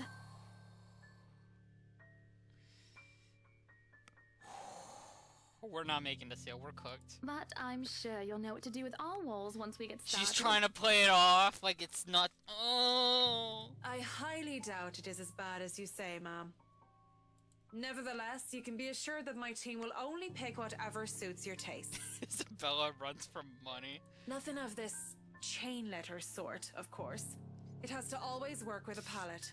No, they hate me. I'm quite sure chain letters these days don't come in this They hate me. Stop. form. It's so bad. What do they mean? Rose and I double-checked everything. Are the papers I handed out enough? I want to ask what I did wrong. I don't want to mess this up. But with the way Ma'am Hannah is leading the conversation, I'm afraid that's exactly what happened to her do interrupt That's her. good to hear. See, darling, isn't she an absolute delight to work with? I can't wait to see how this place will look when she's done with it. The way they're trying to change the conversation. Oh, you don't have to tell me that, Buttercup. A smile is back on her face when she turns to me and hands me a strange piece of paper. I would still put it away if I were you, though. Otherwise, people might get the wrong impression. Anyway, as I was saying... I don't hear the rest of what she says after that. I can only stare down at the paper, at the letter in my hands. The sides crinkle in my grip, and my breathing grows labored. The dread quickly fills my mind. Isabella? Isabella? Are you alright? You're looking pale. Ash suddenly seems chill as fuck. I didn't even notice when Rose's group joined us in the parlor. I want nothing more to say that no, I'm not alright. Well, even with taking the without forget it. I want to leave this place because I remember everything as clear as day. The letter and that woman in the attic. It's real. The letter. I'm sorry, I didn't know. Careless. I've been so careless. How do I even tell them that without looking like I've gone mad? Show the letter to Rose. Okay, we're not gonna show her the letter. I'm deciding for the group. We're not gonna make this more awkward than it already is. The words are stuck in my throat. I want to tell her, I really do. But is she going to believe me? She already dismissed me earlier. It's a concussion, she said. It's not. There really is something in this house, in the attic, in that letter. It's going to go after us. Please, please believe me. Dear me. Is Isabella alright? You just... Oh, I look so crazy right now. Ma'am Hannah's voice breaks through the haze, beginning to cloud my mind. Rose is looking down on me, worry etched on her features. I didn't even notice when she removed the wrinkled paper from my hands and pushed me down to sit on a nearby chair. I was gonna say something weird. From the edge of my vision, I can also make out Mr. Marianne's asking... Yes. Through it all, Mr. Wright stands in the sidelines. Although curious, he appears more inclined to watch the scene than help. They're all as likely to believe me as Rose does. To everyone, whatever in this house is just a hoax. A cautionary tale for children. Isabella, do you need me to call that ambulance? She offers me a drink, but I push it away. I need to get out of here before I cause an even bigger commotion. Clear my head, take a breath of fresh air. Anything to take my mind off things. No one's going to believe me anyways. No. I'm just feeling a bit out of it. Excuse me. I'll be back. I just need to catch my breath. Bowing my head, I mutter a quick apology and gather myself to make a quick exit. It doesn't matter if this place is haunted. I've caused trouble, and Rose can be quite unforgiving of behavior like this. Damn, she's gonna yell the fuck out of me after this. I'm almost at the door when she catches up to me. Isabella, wait! She holds me against the wall, tells me I've been a... Isabella, wait. The apprehension must have been quite obvious on my face, because her expression instantly shifts to something gentler. Eyes, oh my god, eyes softer. A fond smile is spreading on her lips. Wait, this might actually turn a little gay. Hey, I'm not angry. I know. I'm sorry I ruined this for you. Come on, you didn't ruin anything. It's not like we haven't ran into any problems before. She's dying soon. No, she's not! This is our lover. If we don't get a deal today, we can always try on a different day. And look. She hesitates, completely trailing off, before shifting her gaze onto her hands. A small gesture to stall. Her fingers are fiddling with a folded paper. It's a stupid letter again. My hands stiffen when she gives it back, but I take it nevertheless. But instead of giving it to me in my hands, she slides it into my... More as an automatic response than any desire to have it back. I'll throw it away if I can. But I have this nagging feeling that, one way or another, it'll find its way back to me, regardless of what I do about it. Rose, this is... You have to let them know about... I know you want us to get this sale so badly. And we've made a lot of plans on how to go about this. She's... No, I was gonna say she slides the... Forget it. I'm drunk, forget it. Let's just continue on. I mean, who wouldn't? This is the first time I've been assigned to a property like this. I've sold plenty of houses before, but nothing like what we have here. It's a beautiful house. How about, instead of selling houses, Rose, we buy a house together? But I think... Look, here's the thing, Isabella. If we are going to do this, work on something, I don't know, this big. Oh, I need you in top shape. And the way you are now... She's breaking up with me! My mind stops. What? Wait. No, I can still work. I just need to get myself together. That's what you said earlier. She's the only side character of a sprite, meaning she's dead as fuck. It's your own body and you should know more than anyone how you feel. But after this, I really think you should take a break. You're kicking me out? She's breaking up with me, guys. It's... No, I'm not. Look, all I'm asking is for you to take a seat somewhere. I can see you, and let me handle this for now. You're clearly not yourself, and I honestly could use some time not worrying when you'll fall over or not. The day's not even over, and I'm already feeling the stress. She's breaking up with us. Please, humor me just this once. She clasps her hands together in front of her, eyes pleading for understanding. And I do understand. to some extent. That doesn't mean I'll feel any less awful, whether at myself, at the unlucky turn the situation has taken, or for her. I don't really know.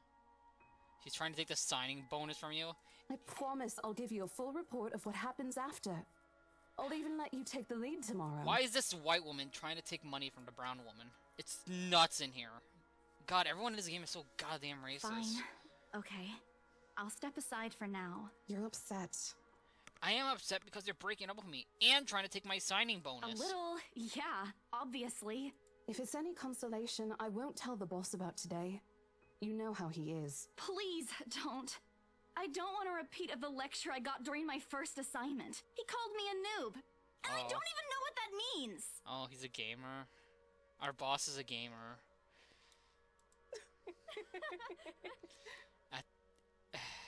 At the memory, we both burst into helpless giggles, earning us strange looks from the guests milling around the door.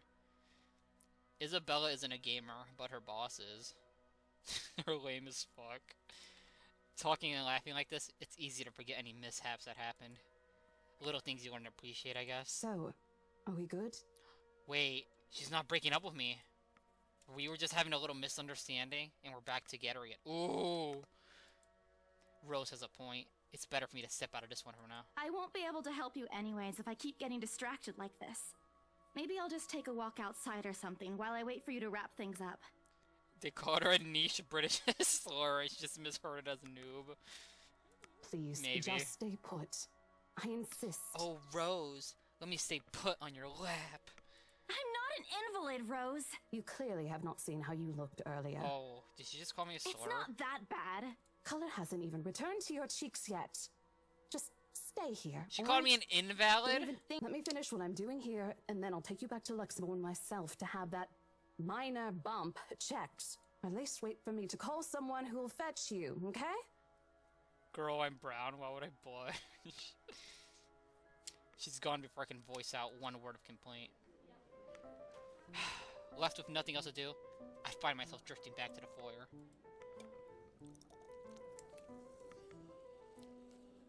A few visitors linger in the area, some merely enjoying the afternoon sunlight streaming through the stained glass window. Others can be seen admiring the priceless antiques decorating the room. One group of elderlies gathered in some way across from me is occupied in a friendly banter about which one would cost more to buy. A little argument here, an occasional laughter and teasing there. I smile to myself.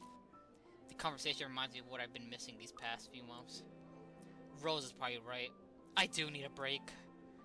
Maybe this afternoon's hangout will help.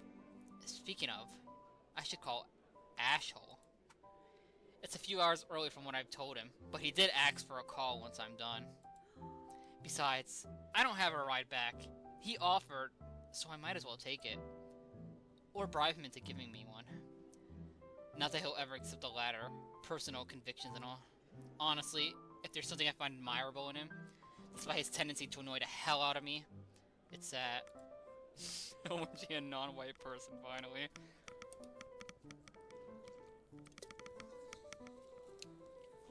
Well, whatever way works, a free ride is still a free ride. There's Rose's offer, too. But despite what she says, I know she'll be busy for the rest of the afternoon, especially without me assisting. Bothering her for a favor as small as this is the last thing I want to do right now. A couple minutes and a few prayers asking for a decent signal later, the call finally connects and... Shit! Sup, I'm Ash from Deluxe City. Baggers, watch out, can't beat me. Looking for trouble? Better not lie. I'm a cool dude, pretty fly for an Asian guy. Sup, I'm Ash from Deluxe City. Baggers, watch out, can't beat me. Looking for trouble? Better not lie. I'm a cool dude, pretty fly for an Asian guy. What? Sup, I'm Ash Shit, how loud is this thing even? A sharp ringing fills the entire hall, disrupting the pleasant quiet that's settled. Soon enough, heads begin to turn in search for the source, mine included. My eyes dart around the small crowd, before zeroing in on the lone figure crouched behind the same group of old people checking out the deckers moments ago. He's facing away from me, fumbling with something in his hands. But I don't need to see his face to know whose back it is. Oh, I'd recognize that dumb parka anywhere. Why won't it turn off? Without bothering to end a call, I marched towards him. Pretty fly for an Asian guy. After what happened today, I'm really not in the mood to deal with this. Of all the times to... Ashton Frey! What happens next is a thing I'll surely regret later for having not recorded.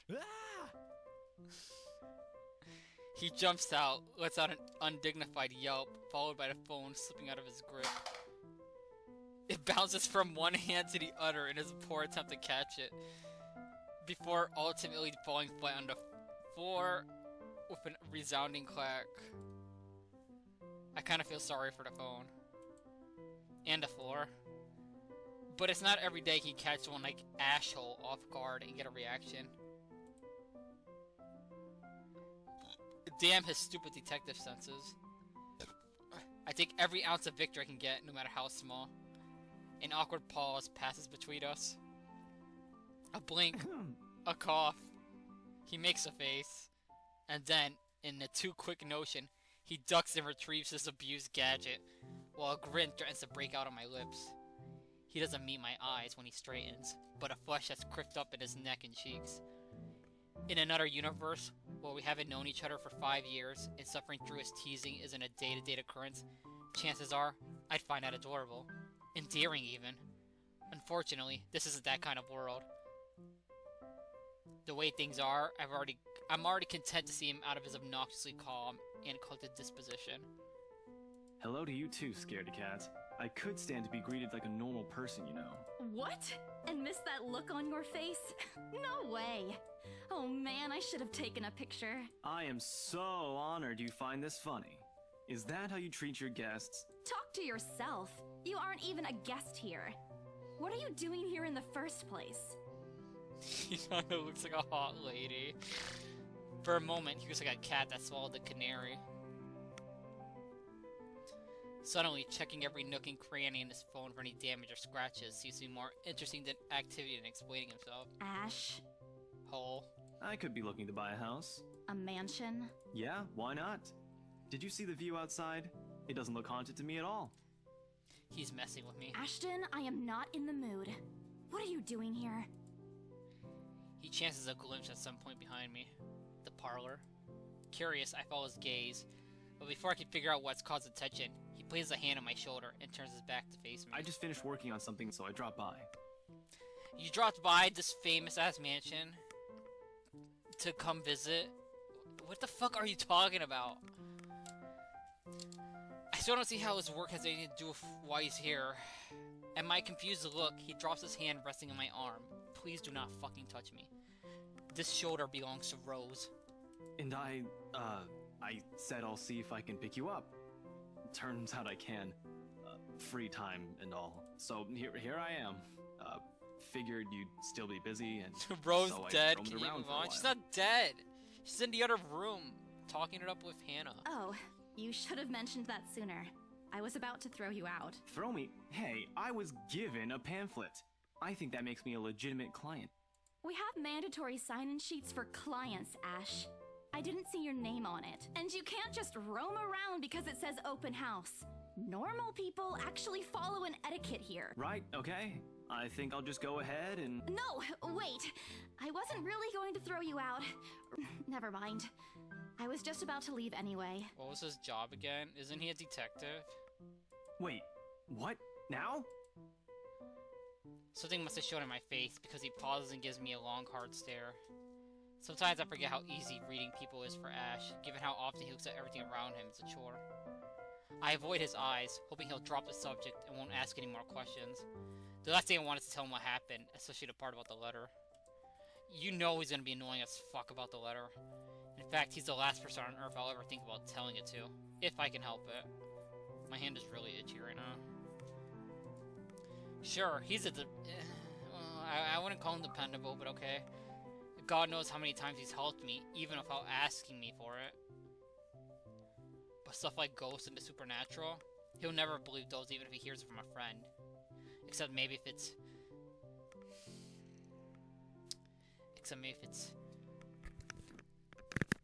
Becca! On a good day, the most harmless thing he'll ever do is give you an explanation for why those things have no chance of ever being real. At worst, he's insufferable, He'll poke fun of you every single chance he'll get. Ashhole. What did I ever do to him? He never does that to Becca or Zach. I can already imagine how things will go the moment I spill a word of what I saw. Nope, over my dead body. Isabella, Ash, and Becca hanging out, could you imagine? Before it catches his attention, I shove the letter deep into my bag. What's wrong? Nothing. Well, let's just go. Doesn't look like a nothing to me. We still have Zach's movie tonight, remember? It's still early. And didn't you say your shift will end around 5 or 6? What about... Hey, Isabella, wait up! A rush of air greets me as soon as the main door opens. Not the usual autumn draft, but it's still a welcome change from the stifling atmosphere inside the mansion. Ash's footsteps are quick behind me, the soles of his shoes thumping hard against the polished concrete in an awkward cadence as he rushes to catch up. He calls out once, twice. The mansion still looms in the background. Whispers calling me back, shadows beckoning.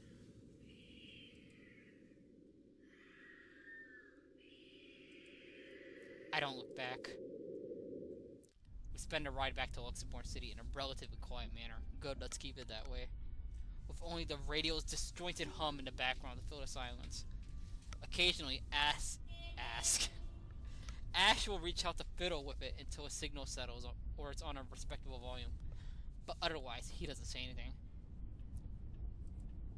How are we gonna help you if we can't unkill yourself? I don't know, maybe we can find her dead husband's corpse, if she has one. Isn't that how it worked in, like, Scooby-Doo? Wait, what am I talking about? However, if the glances he's been sending my way are signs, I know there are things he's been itching to act since we left the mansion. I keep my eyes trained on the passing scenery outside. In the small hope that my disinterest will dissuade him. Here. All of a sudden, he tosses me something from the small compartment. Hits me cleanly on the chin. He threw something at my chin? Ooh, we should just throw him out of the car. Sorry. You ho!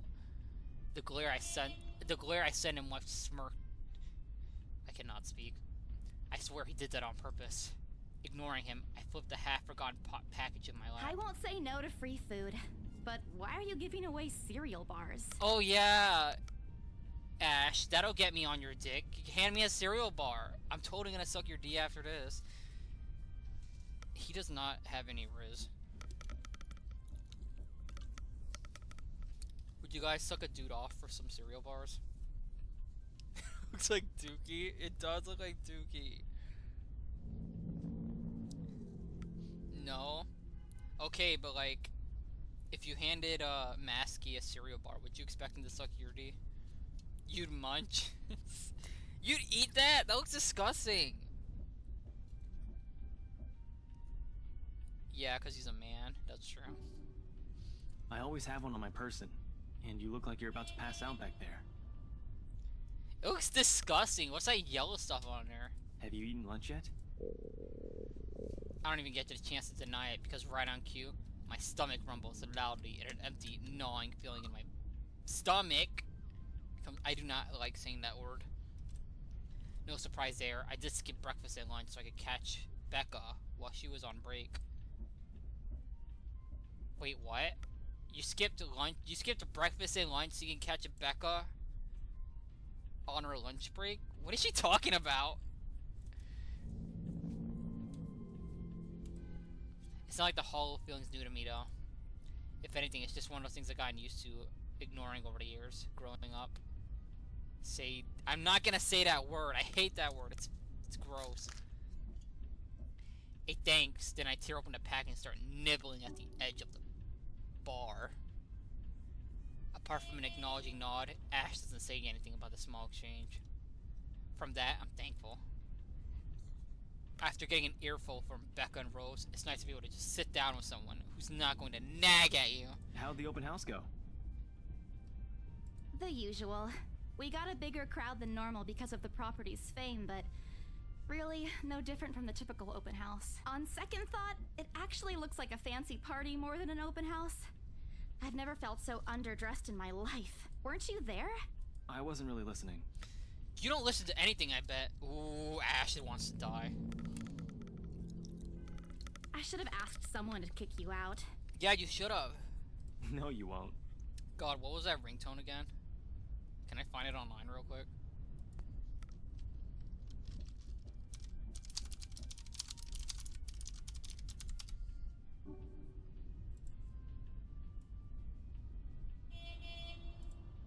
Sup, I'm Ash from Deluxe City. Baggers, watch out, can't beat me. Looking for trouble? Better not lie. I'm a cool dude, pretty fly for an Asian guy. That's beautiful, Ash. That's so stupid. And what makes you so sure? One, ever since you got assigned to this property, you've been freaking out about it. Rebecca's words, not mine. She's been complaining to me about how you talked your ears off, by the way. Two, despite your initial qualms about the place, you still took the job, which brings us to three. It's been months since you last settled a deal, and you're short on money right now since you're back to your instant noodle diet. Stop talking about my fucking instant noodle diet. How do you even know about the last one? Rebecca.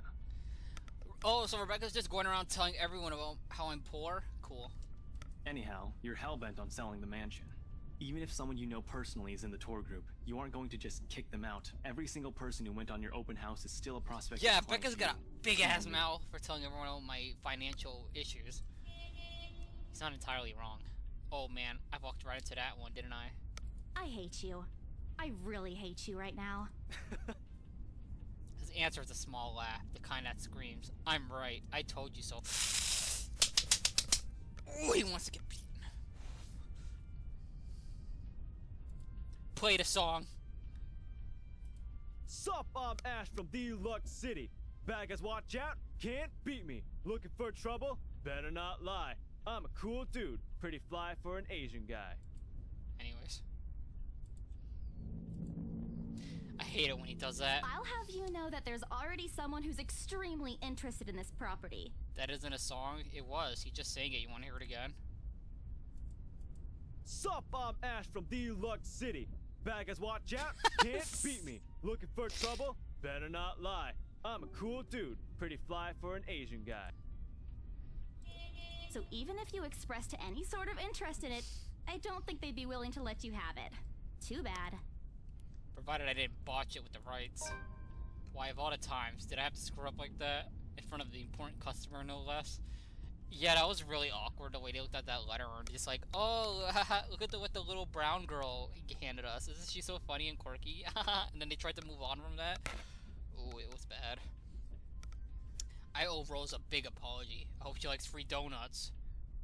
We're not gonna give her donuts. With what money? We can only afford instant noodles. You don't seem too happy about it. I am happy. Doesn't this look like a happy face to you?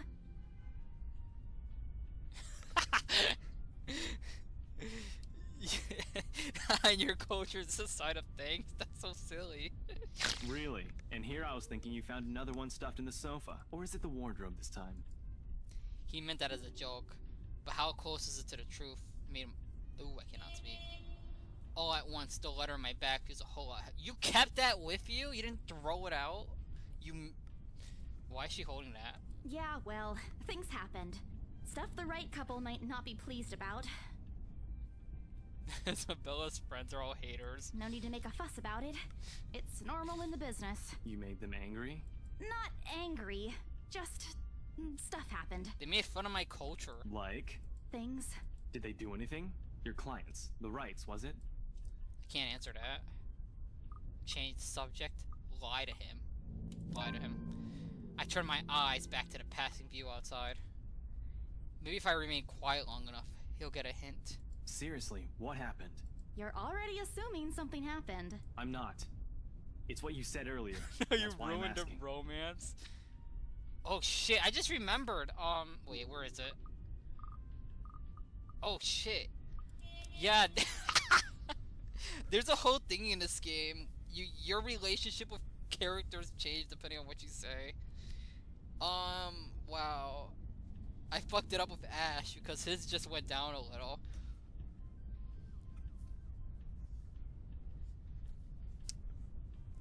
Kill yourself? Who said we were gonna pair Ash with Isabella anyways?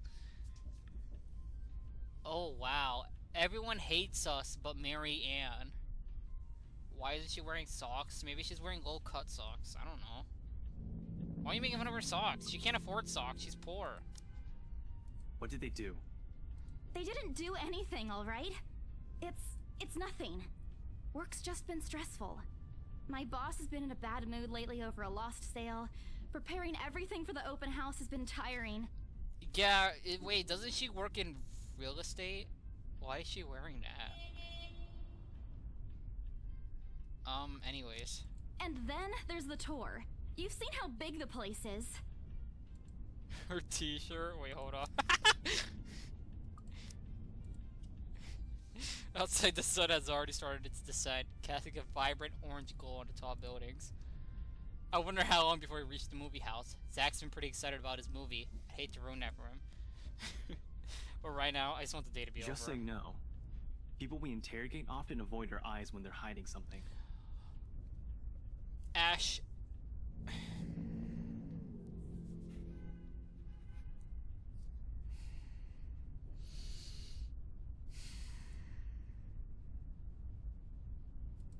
Sup, I'm Ash from Deluxe City. Baggers, watch out, can't beat me. Looking for trouble? Better not lie. I'm a cool dude, pretty fly for an Asian guy. I'm not hiding anything. I didn't say you were. Then why are you still asking about it? Your face is a lot more expressive than you think. Shut up, shut up, shut up! Can you please just drop it? She got big mad there. My voice comes out harsher than I intended, and I immediately regret having taken that tone on him. As one would expect, Ash is taken aback, but quickly recovers. An uncomfortable silence settles in the car. While I find myself wishing I had it snapped at him like that. Stupid. No, you deserve to snap at him like that. He was being real big annoying. It's the first time in months you get to spend time with your friends, and you've already messed things up. Sorry. I didn't mean to yell. He responds with nothing more than a nod. Oh, he hates us. For now, we ruined the romance. I just hope I can give him a proper answer next time. Time passes quickly between us in the manor. Before I know it, we're already at the movie house. I'm gonna go pee real quick. You guys enjoy, hold up. You guys can enjoy this on loop. Sup, I'm Ash from Deluxe City. Baggers, watch out, can't beat me. Looking for trouble? Better not lie. I'm a cool dude, pretty fly for an Asian guy. Sup, I'm Ash from Deluxe City. Baggers, watch out, can't beat me. Looking for trouble? Better not lie. I'm a cool dude, pretty fly for an Asian guy. Sup, I'm Ash from Deluxe City. Baggers, watch out, can't beat me. Looking for trouble? Better not lie. I'm a cool dude, pretty fly for an Asian guy. Sup, I'm Ash from Deluxe City. Baggers, watch out, can't beat me. Looking for trouble? Better not lie. I'm a cool dude, pretty fly for an Asian guy. Sup, I'm Ash from Deluxe City. Baggers, watch out, can't beat me. Looking for trouble? Better not lie. I'm a cool dude, pretty fly for an Asian guy. Sup, I'm Ash from Deluxe City. Baggers, watch out, can't beat me. Looking for trouble? Better not lie. I'm a cool dude, pretty fly for an Asian guy. Sup, I'm Ash from Deluxe City. Baggers, watch out, can't beat me. Looking for trouble? Better not lie. I'm a cool dude, pretty fly for an Asian guy. Sup, I'm Ash from Deluxe City. Baggers, watch out, can't beat me. Looking for trouble? Better not lie. I'm a cool dude, pretty fly for an Asian guy. Sup, I'm Ash from Deluxe City. Baggers, watch out, can't beat me. Looking for trouble? Better not lie. I'm a cool dude, pretty fly for an Asian guy. Sup, I'm Ash from Deluxe City. Baggers, watch out, can't beat me. Looking for trouble? Better not lie. I'm a cool dude, pretty fly for an Asian guy. Sup, I'm Ash from Deluxe City. Baggers, watch out, can't beat me. Looking for trouble? Better not lie.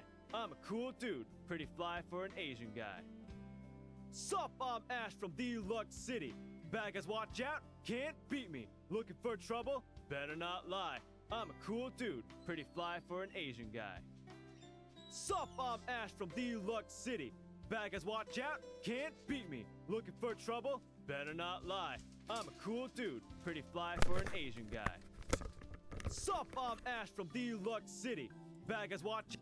Hey, who missed me? Mwah, mwah, mwah. Did you guys like that song? That was a good ass pee. Was holding that in for so long. Okay. The Lift Fest, short for Luxembourg Independent Film and Theater Festival, attracts a bigger crowd annually, and this year's no different.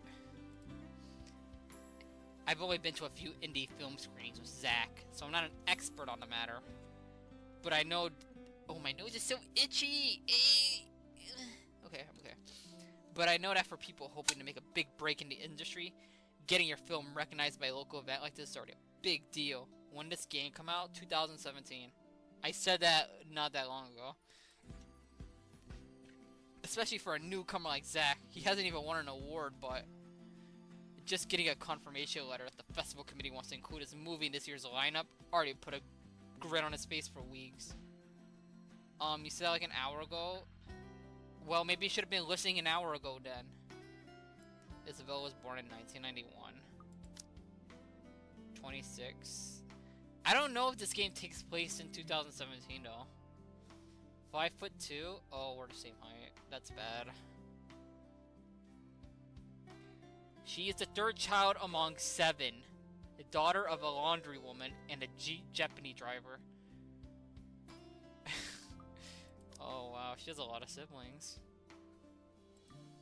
Speaking of the guy, he's impossible to miss. At 6 feet, he appears to loom over most of the moviegoers, and with his large build and heavy voice, there's no surprise when people give him a wide berth as they pass by. That's an interesting description you can give him. I cannot speak. It's often easy to mistake him for someone intimidating at first glance. I did back when I didn't know him any better, cause he's brown. Ash did too, I heard, once early in their friendship. Oh, there's Zach! Hey, you guys! Long time no see! Zach's face lights up with a smile on his own. He moves towards us with careful steps, taking a significant effort to make himself smaller as to not bump or accidentally hit anyone. Typical Zach. I don't like Ash. As he nears Ash, everyone calm the fuck down. Do not yell at me because I can't speak. Give me a second. Give me a second. Let me have a little drink. Clear my head.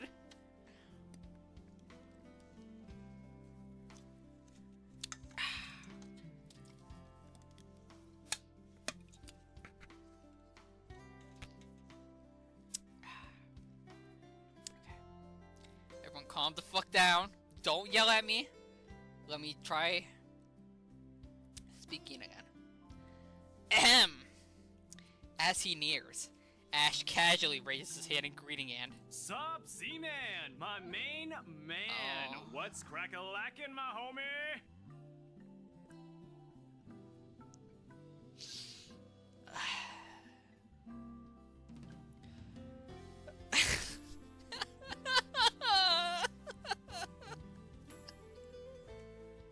Why?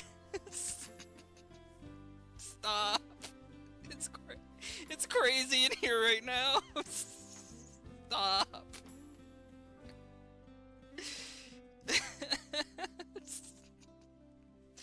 Oh fuck, did I run out of drinks already? Ash is making me drink. Where's my other one? Can we repeat that for the class? Sup, Z-Man, my main man. What's crack-a-lackin', my homie? Ooh, it's bad right now.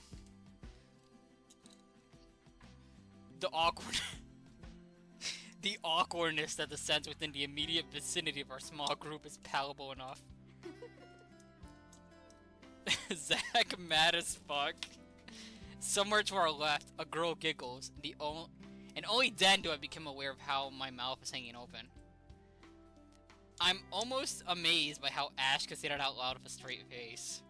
What do you mean? What's wrong with saying... Sup, Z-Man, my main man. What's crack-a-lackin', my homie? I'm sure the voice actor felt really good about saying that out loud.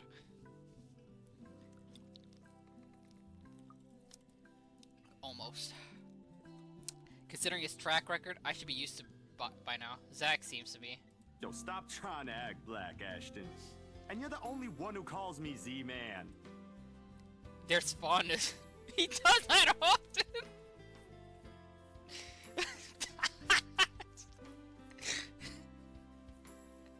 He's so racist. There's fondness underneath his exasperated tone. If there's any other person he's likely to be offended, Zach's better than me. But years of friendship and familiarity have made those words harmless to the other's ears. He should be offended, are you crazy? Yo, stop trying to act. Sup, Z-Man, my main man. What's crack-a-lackin', my homie? Why did he say it like that? Stop. It's been a while, Zach. I hope you didn't get into trouble again. Not much to get into trouble lately without you, I'm afraid. I'll let you know if something comes up, though. Nah, I ended up with Chicken Down stuck on me last time I agreed. I'd really love at least this year to pass without some sort of accident. He's Asian, so he can let it slide? No, he really fucking can't. What are you talking about? Hey, I take offense to that. It wasn't that bad. You really have no idea. A beat passes, and then Zach laughs. Hey, I'm kidding. You know you can always count on me. Zach's cool, by the way. He's one of my favorites in the game. It's a story only the two of them are privy to. Every now and then, Ash will enlist Zach's help on something. Bucket and I never really found out what the real deal is with those adventures. They're gay sexual adventures. And every time every time Ash is about or not, he opens his mouth and yells out, Sup, Z-Man, my main man. What's crack-a-lackin', my homie? She insists that if it's Ash, it's likely not something illegal or life-threatening. I tend to believe her on that. Sometimes. Oh, what? Don't say boys. Don't say boys will be boys. Stop. Don't say that. Don't say that. Isabella, stop. I give Zach a small wave from behind Ash. I don't remember that line in the same. Bella! Huh? Rebecca's not with you. Is she still sick? Isabella, these are 26-year-old men. Well, no, it isn't, because Isabella's the youngest in the game. So I think they're like... How old are they? I don't know, we'll find out when we play as them. But I know Isabella's the youngest out of all of them. A bit. But she's up and went to work this morning. You know she doesn't listen to anyone that's not Ash. Yes, she does. No, she doesn't. You're literally the only person she'll listen to when she's feeling stubborn. And it's true. They've known each other far longer than any of us in this group. Childhood friends and all. But don't worry, Zach. She's probably on her way here now. She promised she wouldn't miss your movie. Isabella! Oh, thank goodness. Oh god, the mom is here. Speak of the devil. Without warning, a hand grabs me by my shoulder and turns me around. Becca, you're just in time. I have to lean back a little with the way her face is almost invading my personal space. But she places her hand on either side of my head to keep me still. She stares at me intently, concern filling her eyes. Becca, you're squishing my face. How are you? Are you alright? Why wouldn't I be? Rose called me earlier. Why the fuck is Rose calling you like you're my mother? What do you mean she called you? Why do you have her number? Wait, why do you have her number? Are they doing something behind my back? Oh, Rose is cheating on me. I should have known Rose would call her. I pushed Becca's hands down away from my face. Although she lets go, her eyebrows remain drawn together. Oh, no, everything's good. Rose covered for me at work today. That's not what I'm talking about. How's your head? Beside me, Ash snickers. Jout can't beat me. Looking for trouble? Better not lie. I'm a cool dude. Pretty fly for an Asian guy. I bite back the Ursi, elbow him in the dick. I do my best to dodge her, all at once moving to hide behind Zach. Sorry for using it as a human shield, Zach. Oh, it's nothing. I just slipped off a few steps on my way down. I blacked out for a few seconds and had a minor bump, but it's just Isabella, you don't just black out for a few seconds and you don't expect people to worry. If you black out at all, that's bad. You blacked out? It's not something to brush off. Come on, at least let me check it. It's extremely minor. You wouldn't even know it's there. Isabella, this isn't a laughing matter. She did look pale when I saw her. Why are you selling me out? Wow. Thanks a lot, Ashton, you traitor. I'll get you back for this. Just... What? I'm just saying it as it is. If you mentioned this earlier, we wouldn't be having this conversation right now. I'm gonna kill him. I'm gonna kill him. I'm gonna kill him. I'm gonna kill him. I'm gonna kill him. I'm gonna kill him. I'm sorry. Saw her? Yeah, they arrived together. Bella looked fine to me then. Something crosses Becca's face, but it's gone before I can figure out what it is. That's good. At least she didn't have to travel alone, right? At least. Good. See? I'm okay. I wouldn't be here if I wasn't. And I don't want to miss Zach's film. We can always watch it some other time. Sorry, Zachary. No, it's good. But you guys should really keep it down. We're starting to attract some attention. Yeah, we're being loud as fuck. The premiere's different. Right, Zach? I shoot him at pleading look. Zach's a sensible guy. He'll understand. Please understand. Not really. But Rebecca has a point. Oh. In the end, I think it's your call. Oh, for heaven's sake. Please, Becca. I really don't want to miss it. Why are you begging her? You're a grown-ass woman. Just do it. You're not missing it.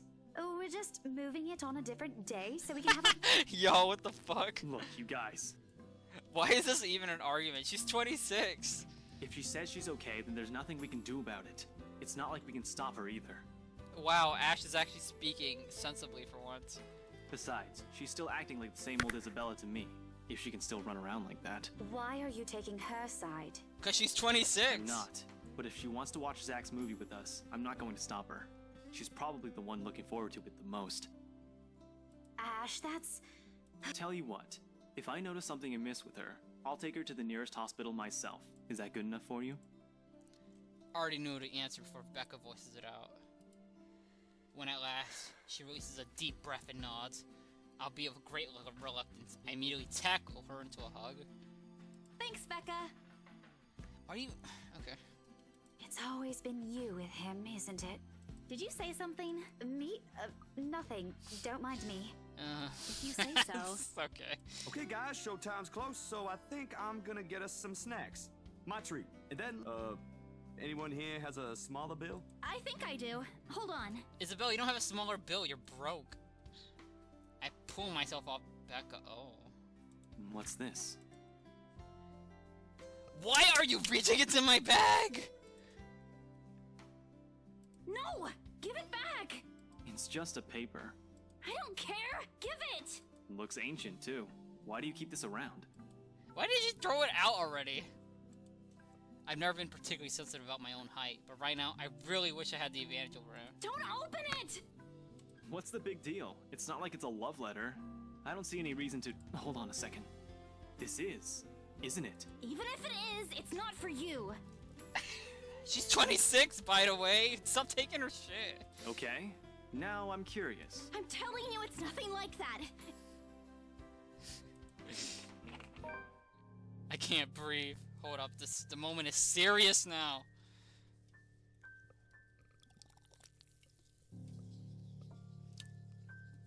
A group of adults behind you. I can't. Okay, I gotta be serious now. No more funny business, guys. This is a serious moment between four grown-ass adults. Sup, I'm Ash from Deluxe City. Bad guys, watch out, can't beat me. Looking for trouble? Better not lie. I'm a cool dude, pretty fly for an Asian guy. I can't breathe. My heart feels stuck to my throat. Pounding, threatening to burst out.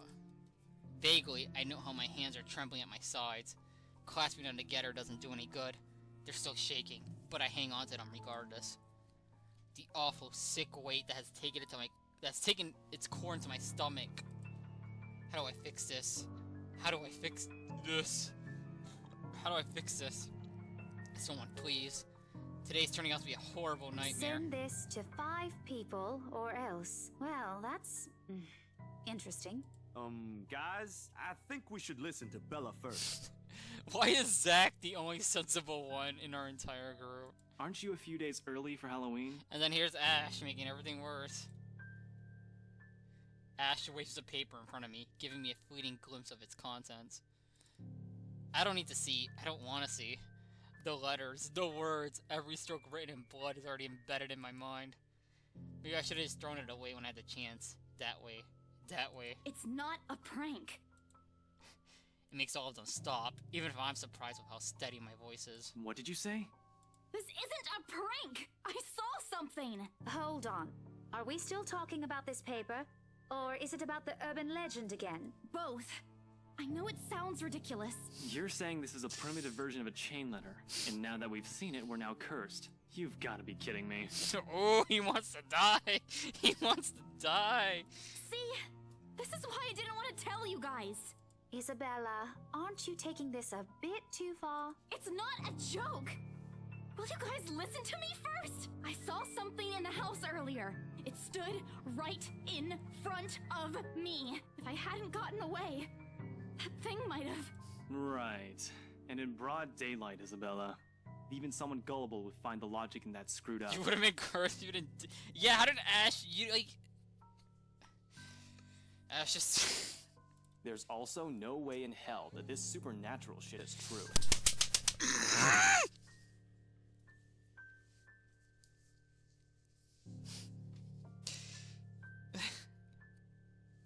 But it's real! What do you think I saw? Isabella needs a gun. It's the UK, they have gun laws, so we can't grab one. A hallucination? A delusion? Didn't you say you fell down some stairs? So maybe Rebecca's right. It happened after, when I was trying to get away. I almost got stuck in the same room with that thing. We're all in danger. I thought you were my friends. Everyone gaslighted. Why don't you believe me? We are, and you know that. But this thing and that thing has got nothing to do with the other. Okay, but like, you guys clearly see her freaking the fuck out. And you guys are just going up to her like, oh, it's not that big of a deal, Isabella. Why are you freaking the fuck out? Like, you don't see her having a whole ass panic attack right now? When Rose called earlier, I thought she's just exaggerating. But based on what I'm seeing right now, maybe it's better if we really postpone this for— Don't bother. Without another word, I snatched the letter out of Ash's hand and stuffed it back into my bag, more force than necessary. I'm tired. I got cursed, saw a ghost, probably lost a sale, got kicked out of the open house I'm supposed to be hosting. My own friends won't believe me, and all of them think I'm crazy. To top it all off, there's a dull ache at the back of my head begging for a little attention I can't afford to give right now. Honestly, there's only so much a person can take within a single day. I just want to go home, curl up in my bed, and never think about the day. But before I can take a single step away from the group... Guys! Zach rarely ever raises his voice, even when there's a point he wants to drive home, and hearing him take on that tone completely throws him off. Even Ash and Becca. Whatever harsh words yet to come out from the argument immediately die in our tongues. Why don't we all calm down first? I'm sure Isabella has her reasons too. No need to be hard on her. Why is he the only sensible one here? Why are we not dating Zach? And hey, ain't this supposed to be a happy get-together? We haven't seen each other for months. I'd really love to know what y'all have been up to. I only ever get to talk to Bella over chat. Please. He has a point. Ash, for all his attempts to look cool and distant, and is quite frankly kind of a dickhead, has also been looking forward to this. He even took the time to call this morning for a reminder. He never does that. They haven't seen each other in months, and Becca said we can do this another day. Becca's kind of evil. Becca, too, I'm pretty sure there's another reason why she got out of bed today. Yet, despite Zach's attempts to lighten things up, or Ash and Becca's acquisition gestures, the tightness in my chest remains. I should have just kept it to myself, or at least went with the idea that it's a prank. If I did, things might have not turned out the way they had. No sour mood, no bad vibes. Careless, so careless. Maybe leaving is a better decision for all of us. It's time for the wheel of fate. Stay. So why you guys aren't deciding? I'll stay if you guys want me to. Let me tie up my hair real quick. Wheel.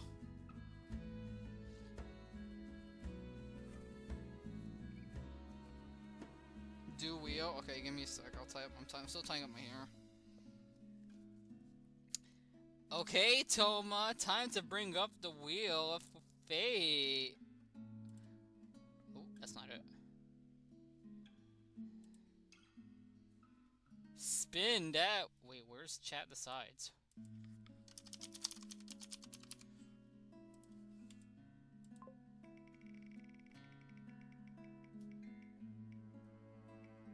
Okay, this is actually starting to piss me off. Why do you guys get to decide 3 times?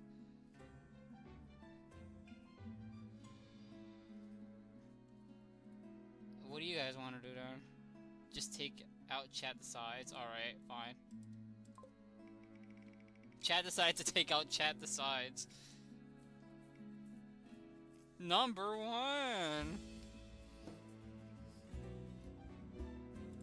Stay for the movie? Okay. Any other day, I'd excuse myself and go straight home. But this is something special to Zach. Something he worked so hard to bring to life. I should know better. I might be having a bad day, but being with the few people I care about, aka just Zach, far outweighs the idea of spending the rest of the day throwing a tantrum alone in my room. And what if the thing in my attic follows me home? I don't want to be left with my thoughts either. I can still see it whenever I close my eyes. And maybe if I say, let our heads cool down first before telling them what happened, they'll listen to me. There's nothing you can't solve with a calm head. One step at a time, Isabella. That's what Mama used to tell me. Zach and some chopped toes. Besides, I don't have the heart to ditch Zach. That's true.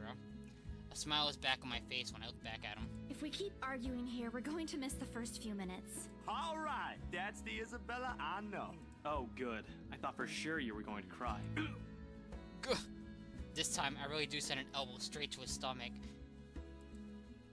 Okay, so you saw me having a whole... Whatever, Ash.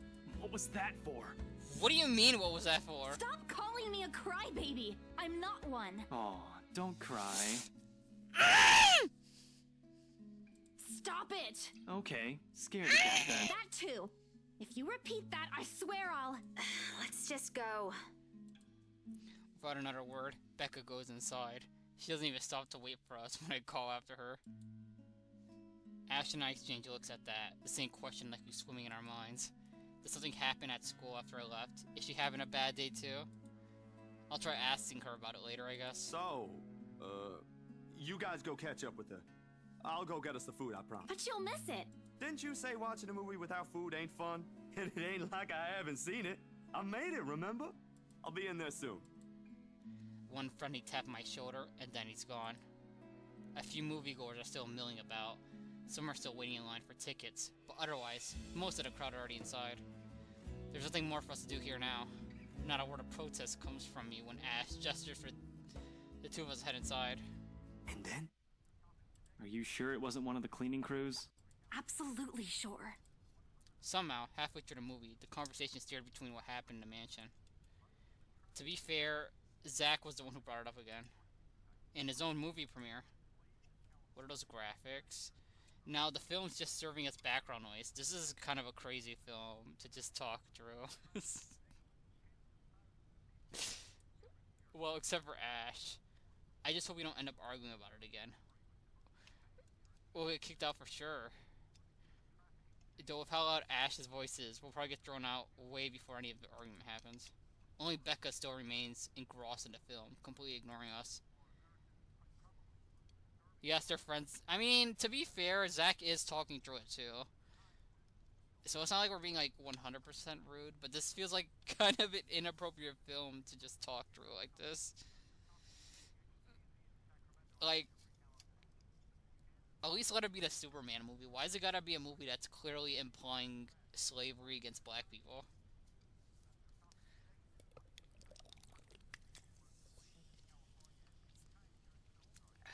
Did we? And then I ran. You heard what happened after. Imagine if we talked over the boy in the striped pajamas all the way through. Well, the author of that movie was an asshole anyways. I still think it's something else. It was standing right in front of me, Ash. He's one of the smartest people I know. Is he though? But geez, he should learn to listen. Plus, didn't he say he doesn't believe in these things? Why is he in this conversation again? I heard what you said, but it's a small room. There are a lot of things someone else could have done there without your knowledge. If I could see it up close, maybe I can... I am not going back there. Ain't that a problem if you're hosting an open house? Rose does the first floor tour. Okay, Isabella, how does that change anything? You're still in the house. I ain't sure ghosts can be restricted to one room, though. Notice how Zach is the only smart one here. There are no ghosts, Zach.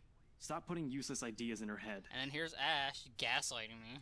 Yeah, but I was thinking, maybe all the house needs is a blessing. Wasn't it left uninhabited for years?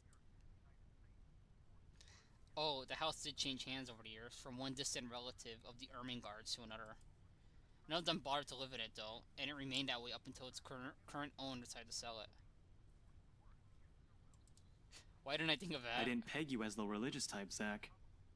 Why are you pegging Zach? Nothing like that, Ash. Who knows, though? It might bring something positive to the place. That's not a bad idea.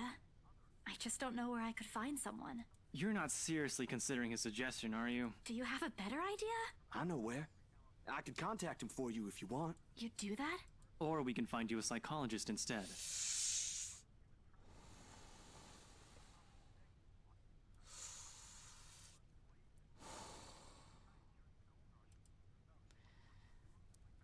There are very few times in my life where I wish my glowers can kill.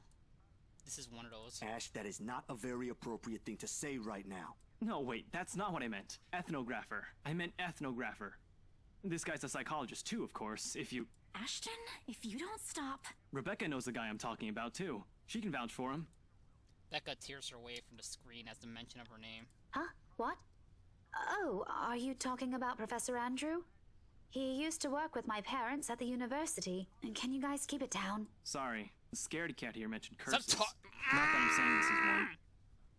But talking to him is a better solution for me than getting a random priest to bless an old house. He'll even help you figure things out, teach you a couple things, and probably put your fears to rest since this looks to be bothering you a lot. Oh, so don't you give a shit about my fears?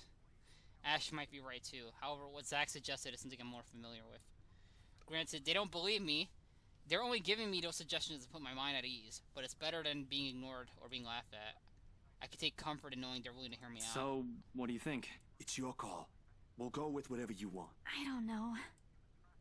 We're gonna meet with the priest because I don't want to hang out with Ash right I'll now. think about it. But maybe we could go with Zach's idea? I'm not so sure about that. Well, it wouldn't hurt to try, right?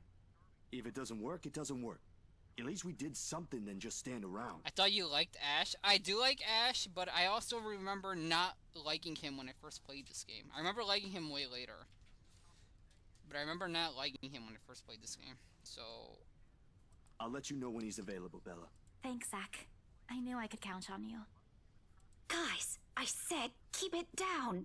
You keep insisting that we still watch it, yet you're not even paying attention yourselves. It ain't a big deal, Rebecca. I'm the one who broached the subject in the first place. It's still your film, Zachary. A good film, mind you. You worked hard on this. The least we could do is watch it with you. And that's what you're all doing. I really appreciate all of you making time for this. Sorry, Becca. We'll stop now. I draw an apologetic look, even if Ash is the only one who she should be reprimanding. But her attention's already back on the screen. She's the teacher that cries in the middle of the class. I've had a couple teachers like that. It was always awkward. She's ignoring us again. When Becca's acting this way, there's a big chance something's nagging at her. We really need to talk. We all fall into a comfortable silence after. The kind only you can share people you're most at ease with. For the first time today, the letter lays forgotten in my bag. If only for a few hours. Night has fallen by the time we exit the movie house. Despite the late hour, the streets are still busting full of people. Those are about to head home, those set to meet someone, even those simply wandering about. My teacher did that. Yeah, I've had like one or two teachers who cried in the middle of the class. Good times. Walking in the sea of unfamiliar souls, it strikes me how easy it is for one to get lost in the city as nondescript as Luxembourg. I was afraid too, at one point back when I was new and had just set foot in this place. Now a familiar face is walking with me. It feels a little like home. Does it though? Zach and Ash bid us goodbye shortly before Becca and I crossed to the other side of the street. The former claiming he's got a few freelance jobs to take care of before the day ends. And Ash? Who knows? Fuck him. Sometimes he'll just randomly appear at your doorstep, looking for a place to crash. What do you mean? He just shows up at your place and is all like, "Oh hey, can I stay at your place?" He does that to Zach a lot, much to the latter's frustration. Oh, so he does do it. Cool. But he's a busy guy too. It's back in spite of the laid-back air he gives off. Thanks for today, everyone! No problem, Zach. I'm sorry for what happened earlier. Huh?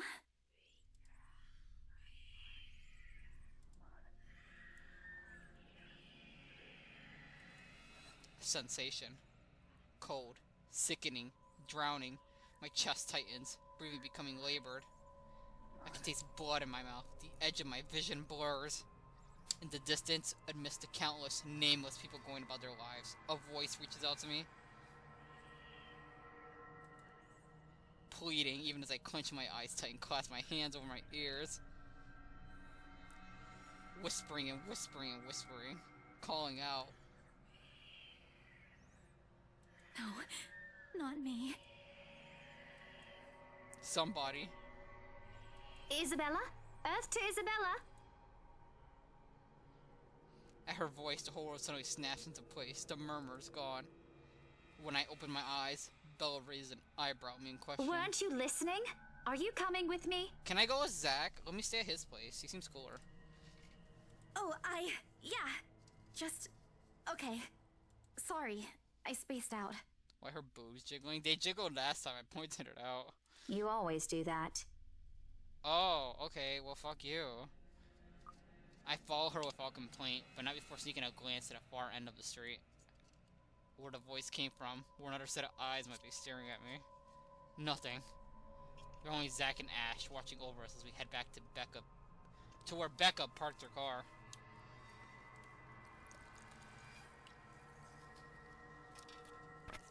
If I'm expecting to see something or someone there, I try not to let it show. Try not to think of any tiny pinpricks of fear crawling at the pit of my stomach. See you guys some other time. Yeah, see ya. And then him and Ash give each other a hand job in the privacy of their own home. At another glance, with a final wave, we go off our own ways. I don't know what I saw. I don't know what I heard. I don't want to know. And if this is what would help me sleep tonight, what would give me back to normalcy in my life, then so be it. Oh my god, it's getting intense. The darkness closes around me, grasping, pulling, engulfing me. I wish I could forget it. The ground caves in, and without warning, I'm falling. Oh my god, what the fuck? Is this her bedroom? This is her. Oh my god, is this where she sleeps? What is this prison ass flooring? Look at the tiles. If you fall in there, you're gonna fucking die. Diane's bedroom quite little. What do you mean? My room is not this nasty. She has her underwear right next to her box of ramen.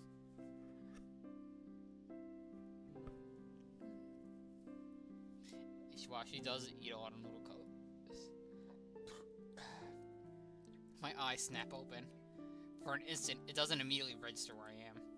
Both my back and shoulders ache after I've fallen asleep all hunched up in the night before. Drenched in sweat, the nest of pillows often keep around me feels more suffocating than comforting. I let my eyes adjust to the bright morning light streaming through my window, and allow my breathing to slow down before untangling myself from the pile.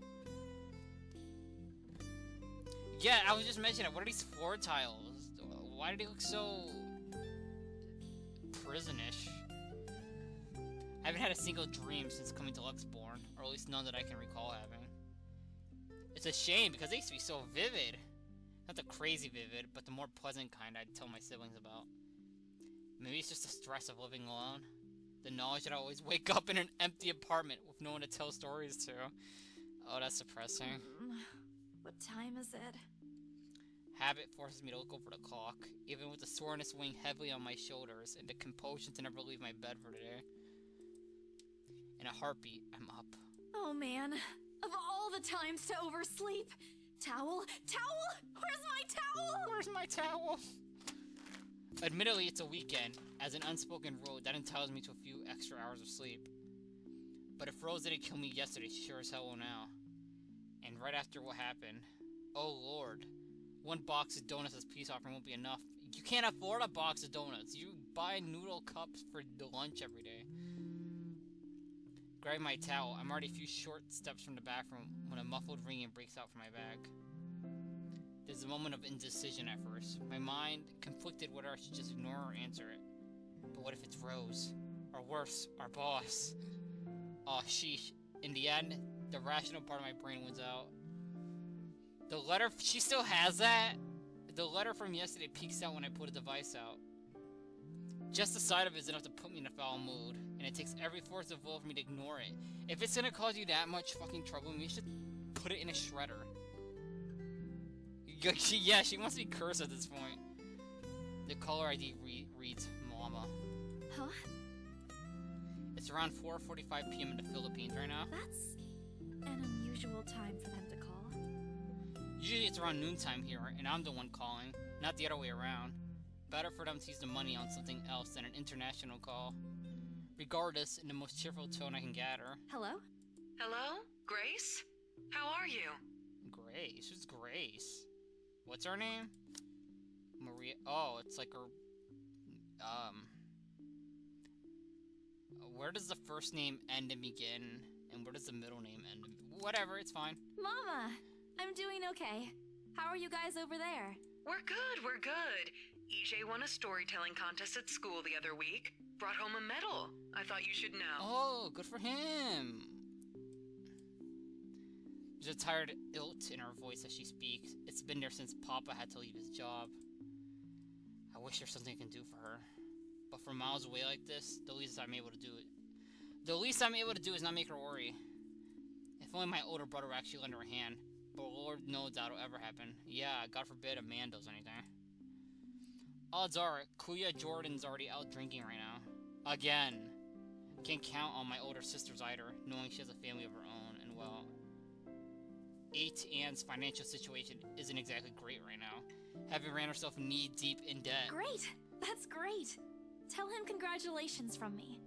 And let him know I'm gonna send him a little something extra this Christmas. Can you afford that, Isabella? How about Nico? Karen? Michael? I hope they're okay? Oh my gosh, she has so many siblings. They're doing well. They wanted to talk to you, but they're all What busy money, with school. girl? Oh no, that's fine. I don't want to bother them. Just tell them to keep doing their best for me. Wait, she said I'll it was just call back when I know they're not 4:45 busy. p.m. in the Philippines? They're still at school? What time do kids leave school at the Philippines? Okay, whatever. And Maybe Papa? they're doing homework, I don't How's know. Papa doing? Oh. Isabella, we don't talk about Papa. Oh, we really don't talk about Papa? After school program? Yeah, maybe. It's a subject I'm a bit hesitant to broach from the way Mama's voice hitches. She doesn't want to bring it up either. Papa. Grace, he's having a little difficulty right now. Weak appetite, he's having trouble swallowing, and lost a few pounds. Oh, Papa's dead. Everyone take a sip for Papa. He got vaxxed. I don't think that's what happened. But the doctor said we should keep encouraging him. It just means his body's accepting his new treatment well. What do you mean? Oh, your body's accepting a new treatment. By the way, you lost your appetite, lost a few pounds, you're gonna die. The money you sent last time helped a lot to pay for it, by the way. Oh, what is Mom insinuating? That we send more money? Oh, I see. That's good. I won't deny that life has gotten tougher for our family. It used to be easy back when Papa was in good shape. Mom, get to working. Bye-bye. But ever since he was diagnosed with sickness 5 years ago, he was unable to provide for us. Now the burden of feeding 8 mouths and settling Papa's bills all rest on my shoulders. Oh. And our older siblings are doing nothing? Ooh, everyone in this game is so horrible. Why am I the... Isabella implied that she had 2 older siblings, by the way. And they're doing nothing. Yeah, that tracks. Although Mama makes a little, accepting sewing and laundry jobs in our neighborhood, it's scarcely enough to cover the costs of day-to-day living, let alone the bloating hospital bills. We can't even expect help from our own government because the health insurance there barely covers anything. This is actually so fucking depressing, dude. I'm sure he'll get better soon. Is he well enough to talk? Do you think I'll be able to speak to him, Ma? Silence. Oh, Papa's not doing good. I started to think that the call got cut into. Listen, Grace. Maybe it's better if we transfer Papa to a different hospital. Somewhere cheaper? Even Mama wants to kill him. Like, she knows he's not gonna get any better. Let's just make it cheaper for Isabella to pay. Like, it feels like her mom just saying, oh, he's gonna die soon, so let's just put him in a cheaper hospital. You know, the inevitable will happen sooner. It'll be easier on you in the long run, though. What? Why? Did something happen? Is it the deposit issue again? Give me the hospital's number. I'll talk to them. No, it's nothing bad. The service here is good. Too good. Even the doctors. But I'm worried you're working yourself to the ground because of it. Mama, we've been through this before. I want the best for Papa. And don't worry about the bills or the medicine, or me for that matter. I can handle myself. Everything's going well here. In fact, we're about to close a large sale. Is that confirmed? Hopefully. Oh, it isn't. If not, then I'll find another way. She doesn't need to know that. Sorry, Mama. You told me not to lie, yet look what I'm doing. Isabella's 26 and she's supporting a family of 9. Her life sucks so bad. I'll have money to send over soon to cover the rest of Papa's treatment. Wasn't and there's more than enough for Karen, Nico, Michael, and EJ's school tuition too. Oh my god, it's actually so depressing right now.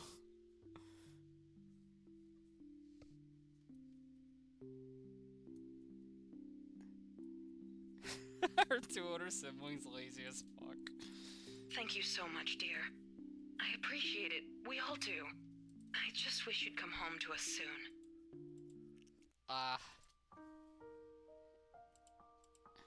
When are you coming home?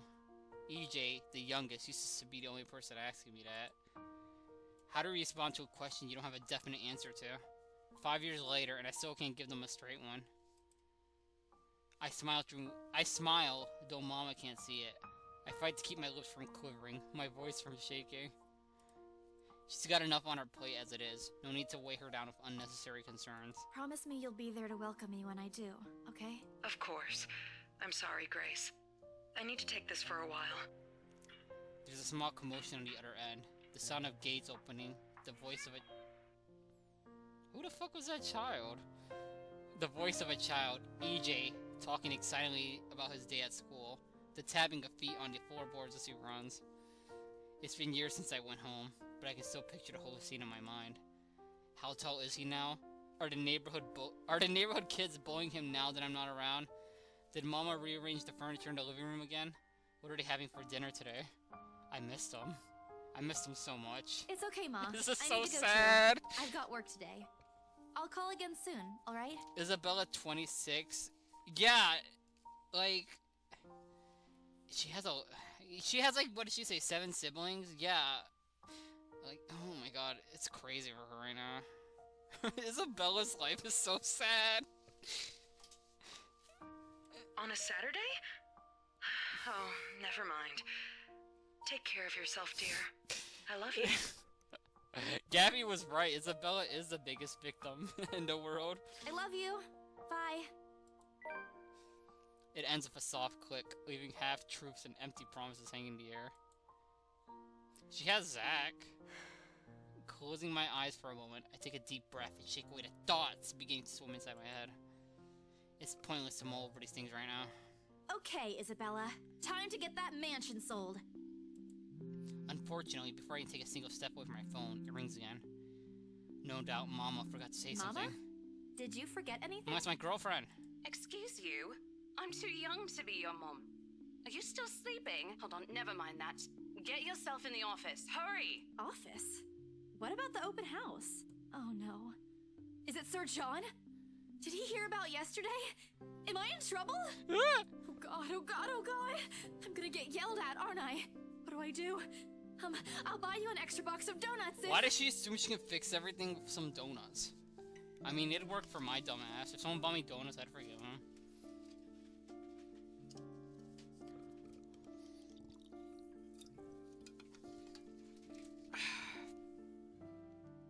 It's a trauma response.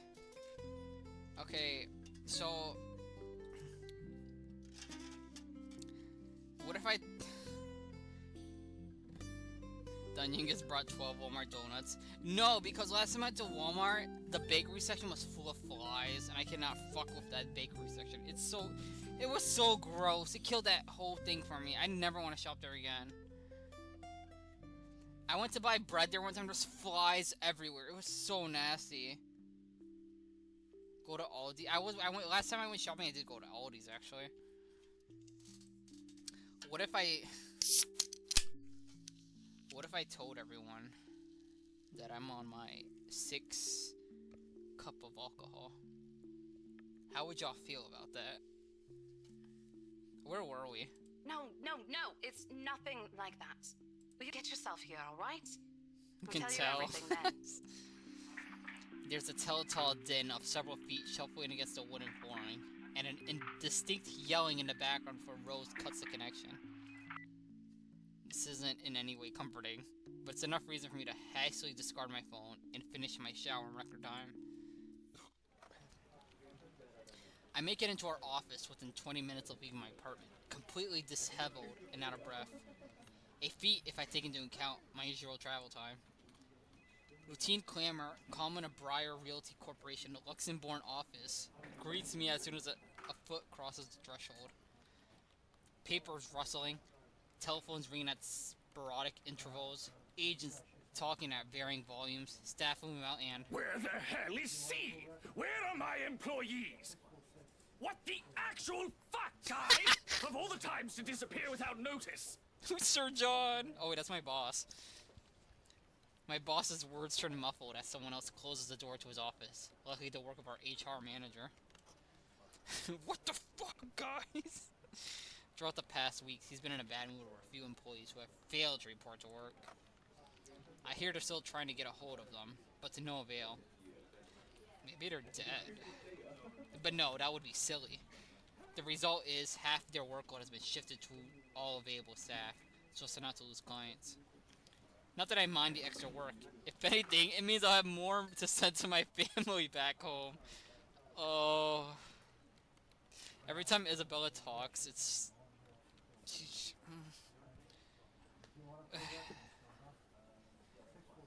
Her life is so...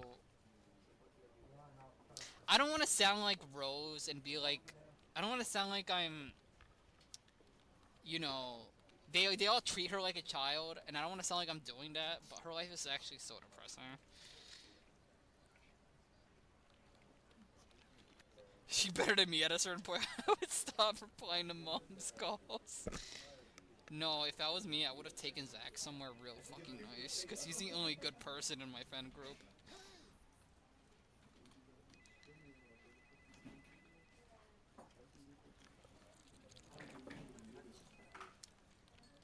Zach, you know damn well I would have taken you to Gordon Ramsay's restaurant. You would have gotten the highest service there.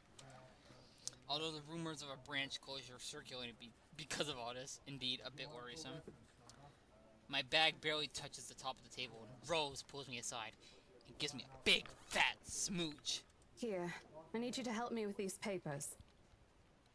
If you could also get these signed and photocopied before lunch today, that would be great. One after another, she thrust her peg inside of me. A page flutters away from the top of the pile, and I lean down to pick it up. My eyes scanning the top of the page as I straighten. A purchase and sale agreement? Rose simply gestures her thumb in the direction of our visitor lounge when I tilt my head in question. There, seated on the sofa, and completely out of place in this humbly decorated room, is the same couple from the day before. Oh god, it's those two cousins. Something bubbles up in my throat. Their presence in the office can only mean one thing. They're buying it? We got a deal? Oh my god. They're gonna buy the haunted mansion? We don't have to deal with it anymore? It's their problem now? Fuck yes. She swats at my hand, tugging her sleeve, although her eyes are alight with something akin to joy. She wants the sale to happen as much as I do, and now that it's here, the deal needs to be closed yet. Documents still need to be signed, but the elation is there. The good ending. Along with the foreboding feeling that can't. I had to do a little damage control, but they're already interested in acquiring the property, even before they attended the open house. Ooh, Rose still loves us. We're gonna sell the house, give some money to our family. Ooh, it's good right now. Life is good right now. Ooh, and we're gonna keep Rose as our GF. Yup. I mean, isn't it obvious? They already hired an interior designer. I've never seen a buyer as aggressive as dead? Madam No, she's Light. not. She didn't even try to negotiate a lower rate. One at a time, Rose. I can't process everything you're saying at once. What do you mean? They're paying 15% higher than the listing price, as long as we get the paperwork done as soon as possible. Ooh, little. What was our what's his name? CJ? No, that's GTA. What was our little brother's name again? AJ? Who the fuck? Oh, it doesn't matter. We're gonna EJ? Yup, EJ's gonna have a good ass childhood now. I think if we allow it, they'll be paying up front too. Why did I say CJ? Like it was GTA San Andreas. Even with that urban legend? Yup, let's play a song for EJ right now. Where is that song from GTA San Andreas?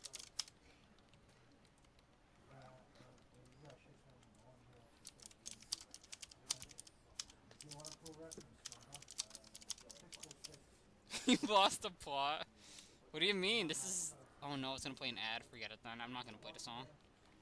Oh my god, stop. No, I don't care anymore. Stop. No, don't play it. Let's just continue the game. Oh.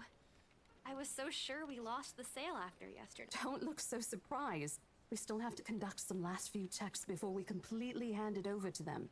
Please. I'll happily do the paperwork duty, Rose. I'll even go to the land registry myself and make sure the property changes hands with every single legal blessing. Do they have better things to spend money on? I'd haggle it down to the lowest possible price if I was in their place. Isabella, why are you complaining about the fact that the rights want to pay 15% more? Okay, but like... 15%? Okay, so like... Hold up. 15% doesn't sound a lot, but the fact that that mansion is probably worth like, what, 10 million? Hold up. Google, what is the average cost of a mansion? Like 15% for a mansion is, okay, 5 million. What is 15% of 5 million? They're paying $750 more thousand. Like, why is she complaining? Who cares about what white rich people, or why is she? Who cares what the white rich people are paying?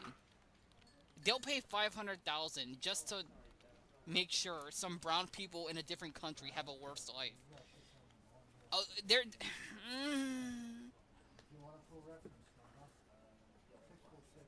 Sorry, everyone, calm the fuck down. Let me have a little drink.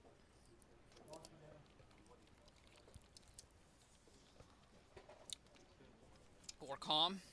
We're calm now. Let's just move on. Not that my opinion matters one bit here.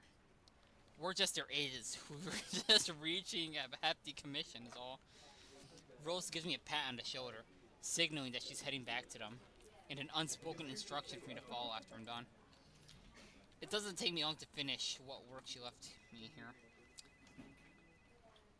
I wonder how much their commission is. Probably like 5%.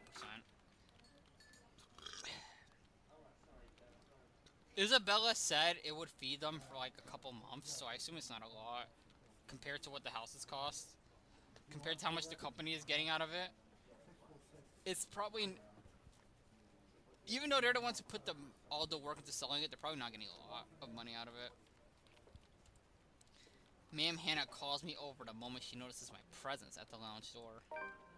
Oh my god, titties. Everyone spam titties in the chat. She welcomes me with a bright smile, her movements more open than what one would typically expect from a passing client to have. Oh, Isabel! How are you feeling? You looked awfully dreadful yesterday. Why would you tell me that? Isabella. And she still got my name wrong! Your concern. She's still calling me Isabel. Stop. I really don't understand why they can't get my name right. It's a fairly common name. It shouldn't be too hard to remember. Regardless, I hand them their copy of the agreement. Wonderful. Your team works unbelievably fast. Dude, we should all make a visual novel. We can make it 10 times more, what's the word I'm thinking of? More, ridiculous. I don't know. Man, camp? Yeah. I love the letter. This game is so ridiculous. It's just such a ridiculous game. Ma'am Hannah skims through each of them with a scrutinizing eye, checking every page for any inconsistencies and errors. Despite the unassuming impression she gives off, she appears fully aware of what to look for, and the process contracts like these undergoes. Oh my god, get out of here. It is surprising, to be quite honest. I pegged her to be a stupid white woman, but apparently she's pretty good at signing letters. She shows some of it to her husband, and he responds with the same passive interest, as if he's more than happy to leave everything to her. Yeah, leave it to the man to make the woman do everything. It's still a prologue for real action. Yeah, and it's still super fucking ridiculous. Just imagine how this game is when the action starts. Oh, I know it's gonna be funny. I can tell it's purely because he believes she's capable enough. I can't tell if it's purely because he believes she's capable enough, doesn't care about what they're buying, or he simply finds the paperwork tedious.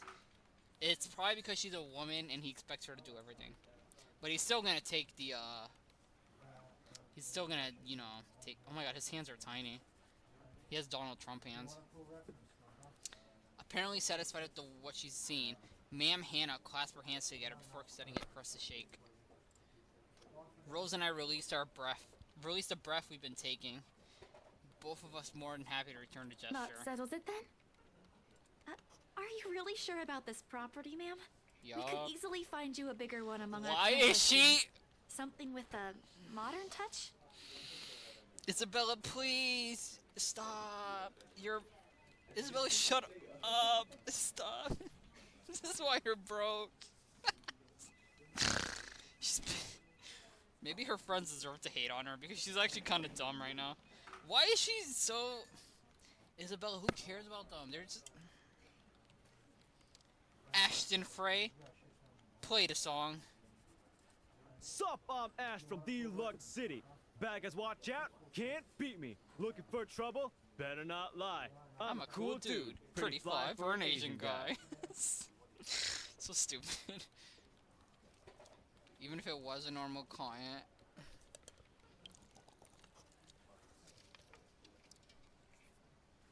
I think they'd be annoyed to constantly be hearing, yeah, like, are you sure you want to buy this? Like, we can find you better. Like, they went through all this work to come here. Go to the open house.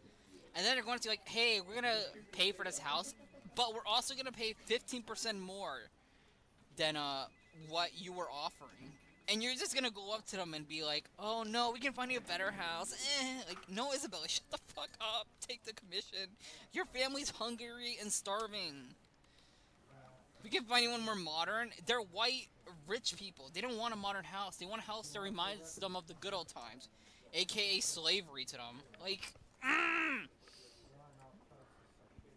something not haunted, perhaps. Why do you care? I know you don't like them that much, Isabella.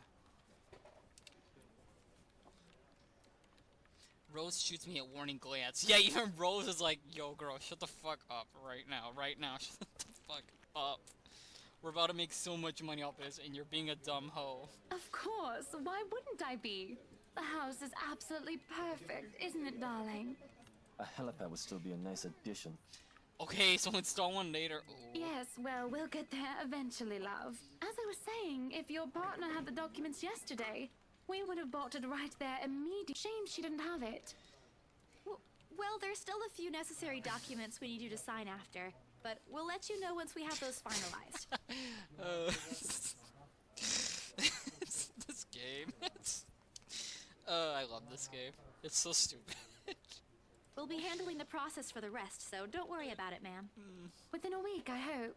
We still have a housewarming party to plan, after all. Yes, we're just gonna hand you you. Thought to be put into those things. There are servants for that, darling. You're gonna. Okay. Love, wouldn't it be better if we handled it ourselves? A personal touch of sorts. It is our housewarming party and our new home. Yes, servants. I heard that. Like what? No more than a week, ma'am. Barring unexpected delay, of course. You can leave it to us. Excellent. Well then, I'll leave you two to it. It's been a pleasure doing business with you. Oh, and before we forget... She discreetly folds something into both our hands and winks. A finger raised to her lips, demanding our silence. I know both of you worked hard on getting us this beautiful mansion. Ooh, is that money? Is that money? We just got money from them! We're in, boys. Ashton, play the clip. Sup, I'm Ash from Deluxe City. Back as watch out, can't beat me. Looking for trouble? Better not lie. I'm a cool dude, pretty fly for an Asian guy. So true, Ash, so true. Did I mention we reward our people generously? But this is... Ma'am, I can't accept Isabella, this. shut up, shut up, shut up, shut up. What do you mean you can't accept this? You just said you're... Okay. She was talking this big game about how her father is like dying of an STD, and she wants... She's religious, but she hates a blessing. Don't you worry, darling. It's a small thing coming from us. Consider this your bonus for a job well done. Oh, she's gonna give us a bonus. She smiles sweetly like this is simply the most normal thing to do in the world. Oh, before I forget, my lovely interior designer would appreciate it if you hand her a copy of the floor plan as soon as possible. She's dying to work on the house. AKA, she's trying to find out where to put the body of the slaves. We know what these white people are doing. Fucking disgusting. You can do that, yes? Here's her contact. Certainly, ma'am. We'll have it processed as soon as possible. I know Xavier's happy as fuck that we have to contact the Irish white woman again. I knew I could count on you, lovelies. I hope to see you two soon so we can get this closed. Oh my god, Hannah's got big titties. Just like that, transaction over and done with. My mind's still reeling after what they've left. Other agents would kill to have clients like them. A part of me feels lucky about the fact no lengthy negotiations, no sudden change of minds, just talk, signatures, a few handshakes here and there, and we're done. The other part, a second ago, we sold a haunted property to two innocent clients. Okay, Isabella, who cares? Sure, the commission's big. Big enough to continue funding Papa's treatment and hospitalization. Big enough to pay for all four of my younger okay, so there she's... Okay.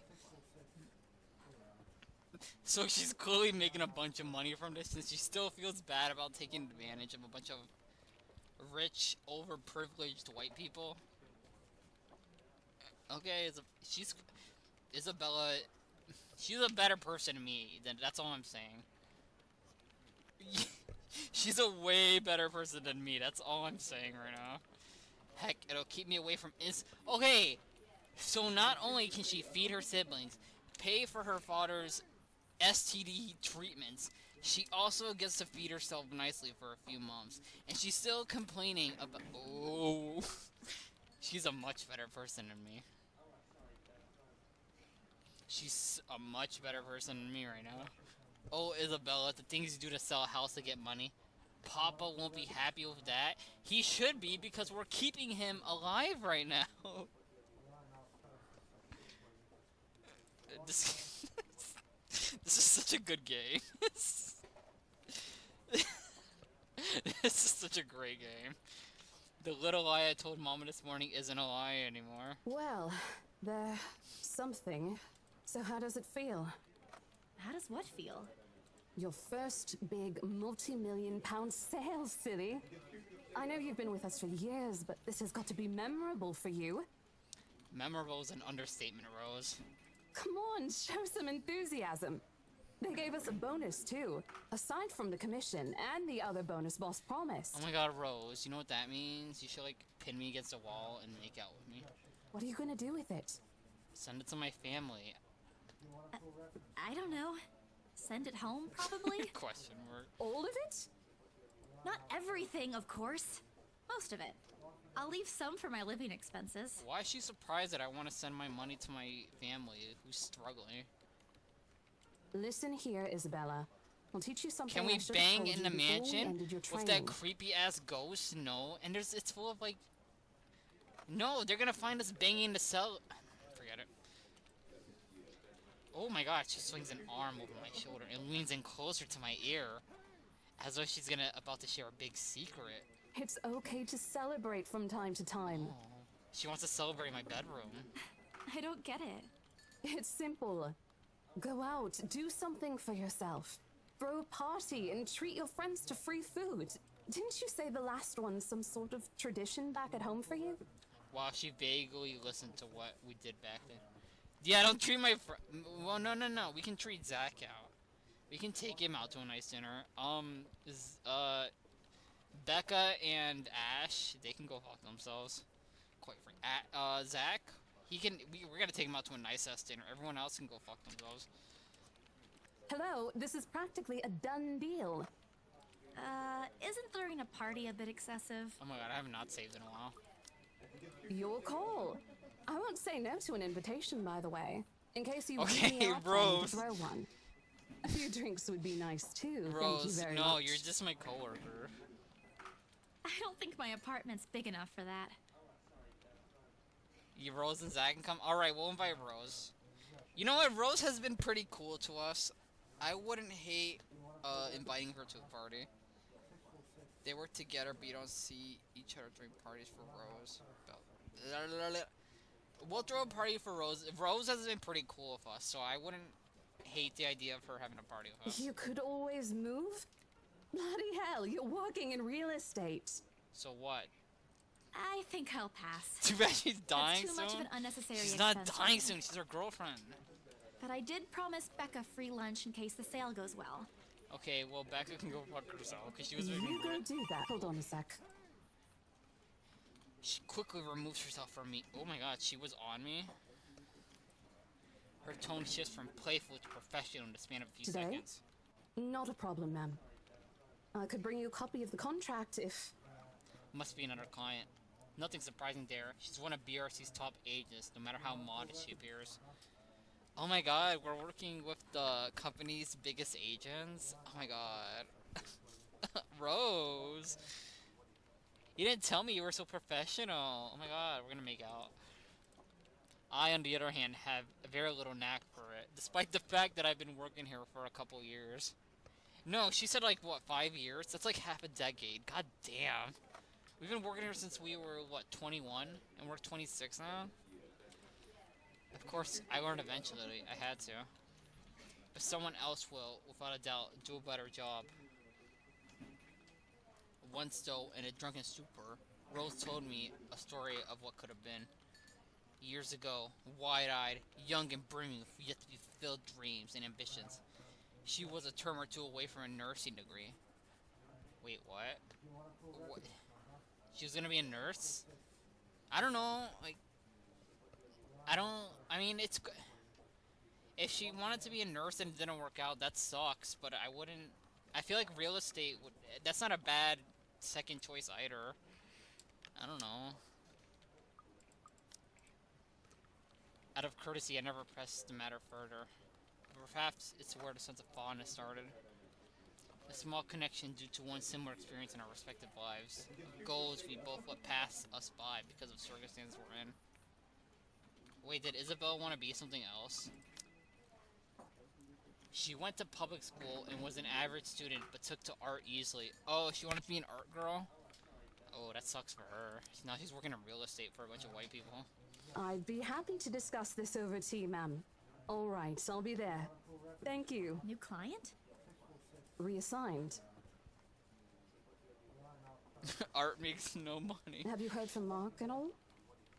Not since the first visit to the mansion. Why? No news from the HR yet? None at all. Boss thinks he ran away. I doubt it, though. He's too much of a wimp for that. There must be another reason. Who knows? Anyway, I've got to meet this one. I'll see you later. She throws a wave over her shoulder as she rushes out of the office. The lunchtime bell sounds shortly after, followed by the chatter of fellow agents, also heading out for a much-needed break.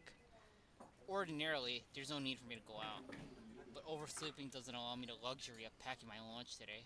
If one considers taking an instant noodle cup from the pantry, packing your lunch, your life is actually so depressing, Isabella.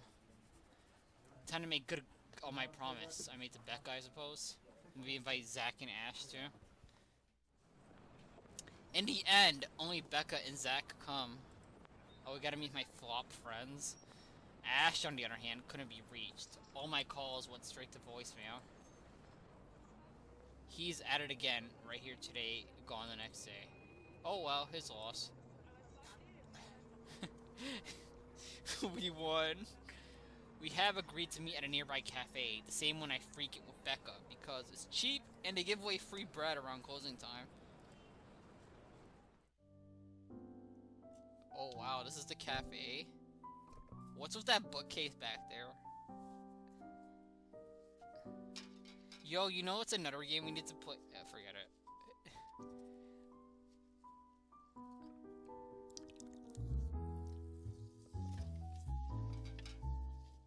What I was gonna say, we should play the what was it, Arcade Spirit. I'm only saying Arcade Spirits because there was one section in the game where you got to visit some cafe that also sold books. When are we gonna finish Bloom and Rage? Okay, alright, tell you what. If I don't finish Bloom and Rage, if I don't get around Bloom and Rage by the end of October, I'll buy any game you want. How about that? Okay? Okay. Now you can stop yelling at me about it.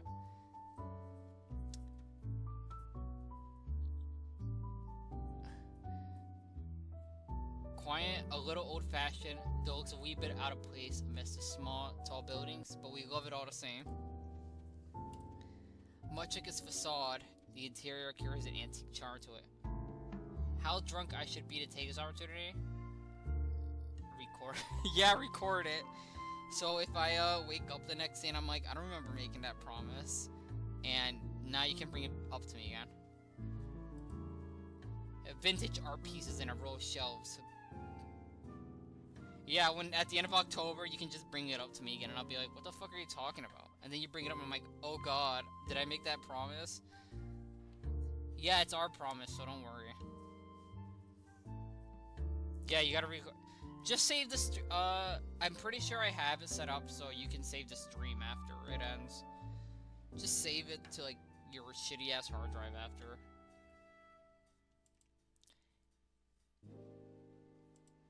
Thankfully, Becca and Zach have found seats and are engaged in some casual chatter when I arrived. Your shitty-ass hard drive that apparently can have 12 gigs of space for, what was that game you bought, say? Room Factory? You sent us a picture that was like, yeah, Room Factory. Which, is she playing it right now? Hold on, let me check.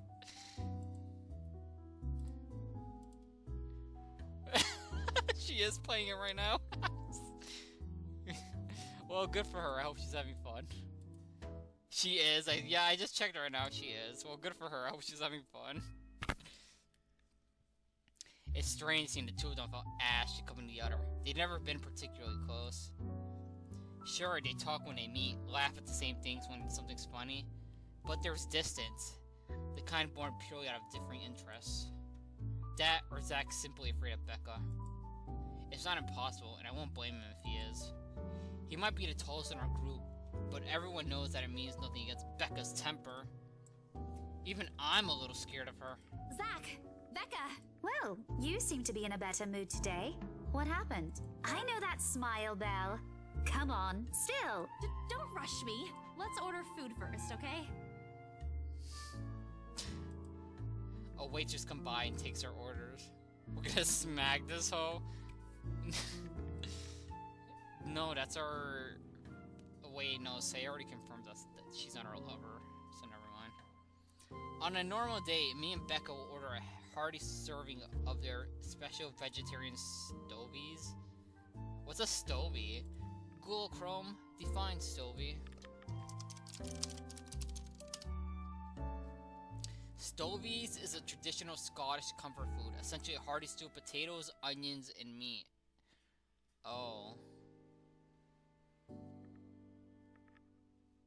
It looks disgusting. Yeah, it does look kind of sketchy. Oh, don't look up Scovies on Google Images. You're gonna have a badass time. But today's a good day. Great even. It's not wrong to indulge a little, right? Today's special. For the three of us. Even the person jotting down our order looks surprised at today's meal choice. She writes it, nevertheless, and leaves without a comment. Becca furrows her eyebrows, her mouth halfway open, ready to let loose what's likely a string of reprimands. Okay, I didn't even do anything. She's about to yell at me. The soup version reminds me of what cooks potatoes in the bean. She's so aggy. She's so naggy. Don't worry. It's my treat. The glare she sends my way reminds me of the one I received from her mama when I punched a kid bullying my younger brother 18 years ago. Oh my god, Isabella, you're old as fuck. Naturally, I never did it again after she made me apologize the next day. What was the bully doing? Like, maybe he deserved to get punched square in the jaw. I don't know. You're older than her, by the way. We're not older than Becca. Isabella's supposed to be the youngest one, I remember. How old is... Wait, let me check real quick. Isabella, the letter. Oh, wait, not... not Isabella, Rebecca. What am I talking about?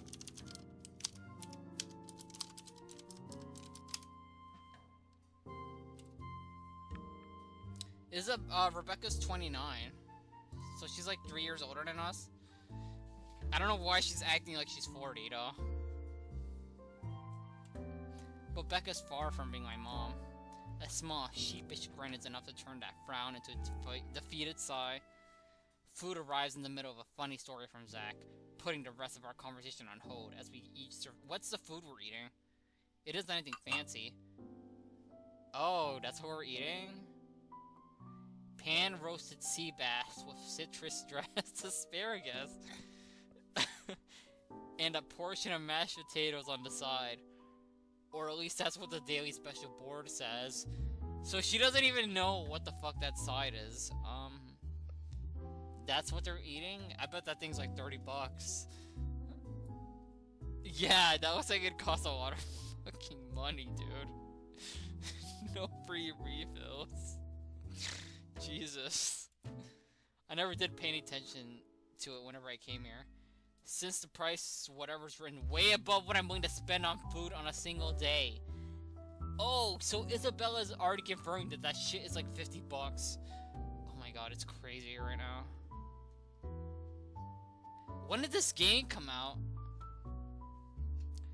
You heard Six Flags made the lunch pass limited now? Yeah, I did hear about that. Because people would go to get a free lunch in 17. Like, who cares? I know. Six Flags is such a piece of shit. That's like one of the most popular theme park brands out there, and they're gonna... People are still paying for the free lunch. Quote-unquote free lunch, by the way. They're still paying, like, what, $100 a month for that shit? Who cares if people go in there for the free lunch? People are still going in there regardless of your... Ooh. I'm drunk, I'm sorry, I can't... Everyone calm down. Everyone calm the fuck down. Take deep breaths.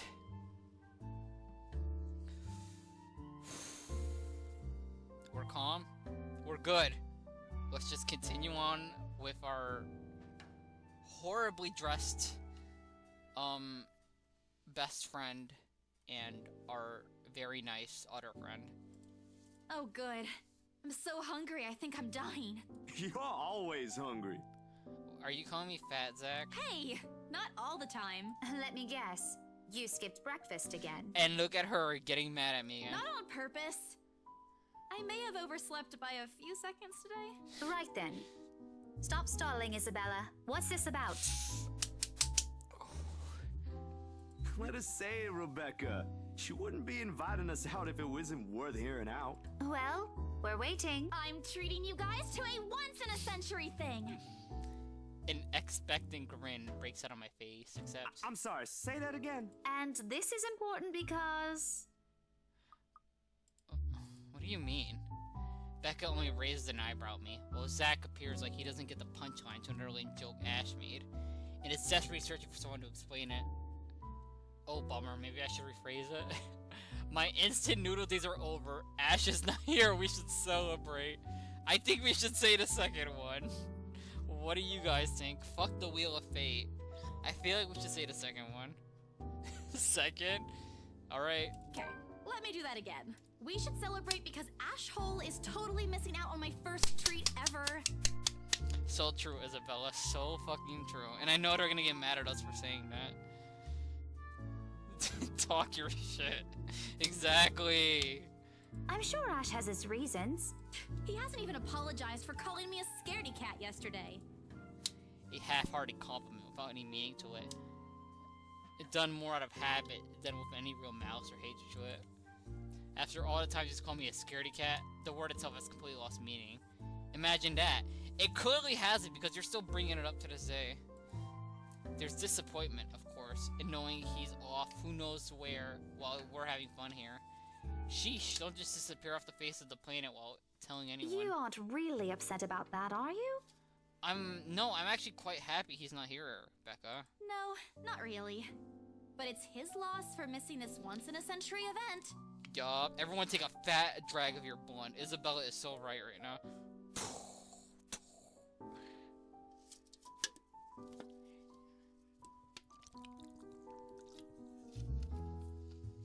Wish I had more weed for that. Did you already smoke all that shit?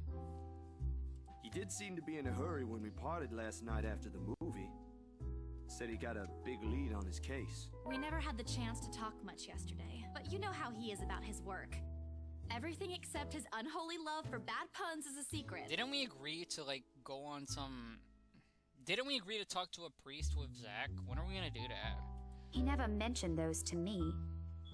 Isabella, or not, Becca, who cares? Oh, he told you about it, but he didn't tell me. Oh, I'm gonna be so jealous. I ain't surprised. He's more tight-lipped with this one. Something about it being bigger than what they usually let him handle. Okay. Don't worry, Becca. I'll make him talk. It's not necessary. He'll talk when he wants, and if what Zach says is true, it's better if we keep our noses out of this. His job isn't exactly a walk in the park. We'll only get in the way if we pester him about it. Wait, what's our relationship, everyone?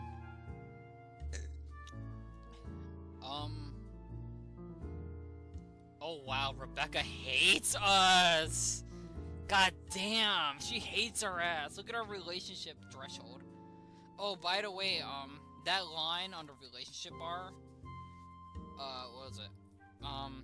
I think last time I played this, I think I remember, you see that line on the relationship bar? If it's lower than where that line is, we'll get like a bad ending with her, essentially. So like, that's like the threshold for like having a good ending. If it's like higher than that bar that's on her thing, we'll get a good ending, or whatever. God damn, though, our relationship with Rebecca is so bad. Jesus. Our relationship with Zach is pretty good, though. We still have the threshold to get a good ending with him. Ashton, it's like right at the edge. Well, he better treat us to something other than ice cream once he solves that one. That's Scrooge. But that's not really why you asked us out, right? I feel like Ashton gets paid the most more than all of us. Because let's think about this for a sec. Isabella is a shitty real estate agent. Rebecca is a teacher. Let's be real, she's not getting paid that much. And what's Zach, a photographer? He's probably not getting paid that much either. He's like, what, freelance photographer? Yeah, he's a struggling movie maker, that's right. So he's probably not getting paid that much either. So we're all relying on Ashton to take us out. She gestures at our food for hand, as though it's something she's not willing to touch until I give her answers. I promised I'd treat you to a free lunch if the mansion got sold, yeah? Understanding dawns on her face, the bewildered look on her... The bewildered look she's been supporting changes to something close to delight. You should have just told us. No need for all this fancy, secrety stuff. Okay, Becca, I wanted to... It was supposed to be a surprise. I made a promise, didn't I? I wasn't expecting you'd really do it. Oh, so what, you expect me to do a shitty job at selling houses? Fuck you. You're supposed to be my best friend. What do you mean, Becca? Well, it's already here. If you don't want to eat it, I'll just... I begin to gather their plates to my side, their food in each still untouched. A laugh almost escapes my mouth, the way Zach's expression quickly changes to disappointment. Becca's hand interrupts me just as I'm about to pull her plate closer to me. No, please leave it, ma'am. We're simply humbled by your utmost generosity, considering you're as much of a Scrooge as Ashton. Okay, Ashton actually has money. I don't. I'm a shitty real estate agent. I live off ramen noodles. It's not that we... Why do you call me a Scrooge? No, let's talk about it. I'm not making that much money. Everyone... This game has pounded over our heads over and over again that we're a broke, poor ass bitch. And why... Okay. Okay. Let's just... Yeah, like, we're living off instant ramen. And we have to provide for our family in the Philippines. So, like...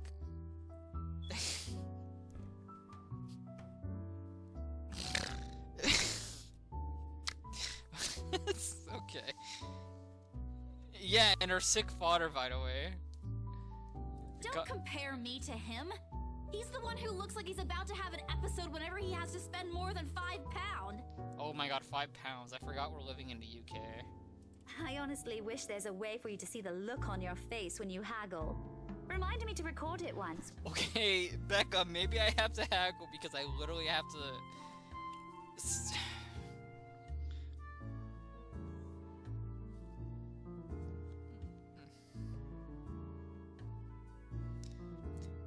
Ashton, play the tune. Play the tune. You know what? No, fuck Ashton. CJ, play the rap.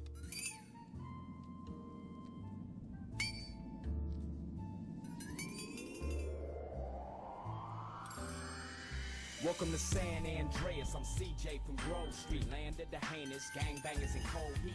In Los Santos, neighbors get no sleep. Beefing with anybody, competing, even police. Four deep in the green rag. Anyways.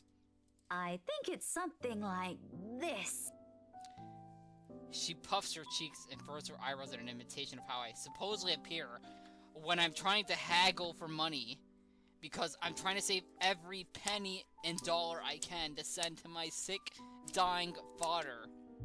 And my siblings. It's all 7 of them, by the way. And she's making fun of me.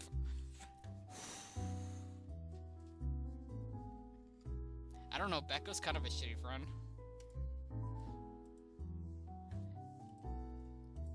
She drops the act as the flat look I shoot her.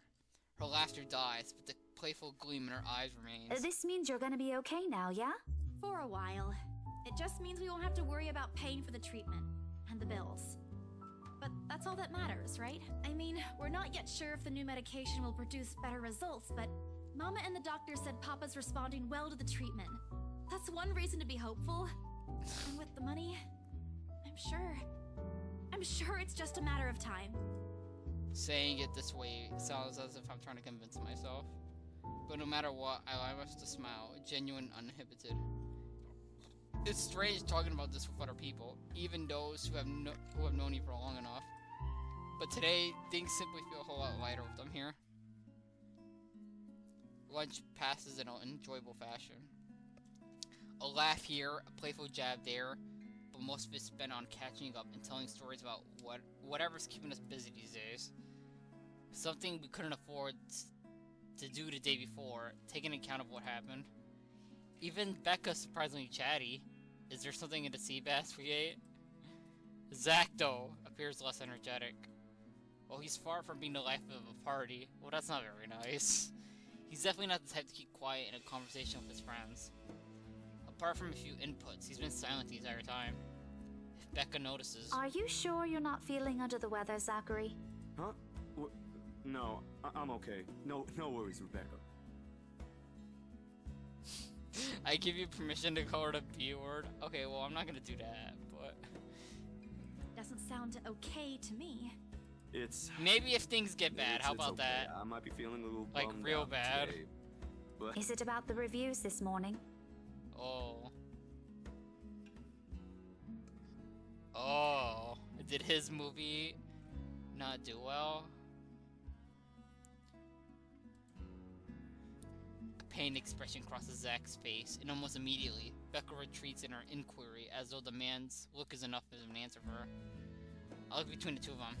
Did I miss something? What happened this morning? Did I stumble on a big secret?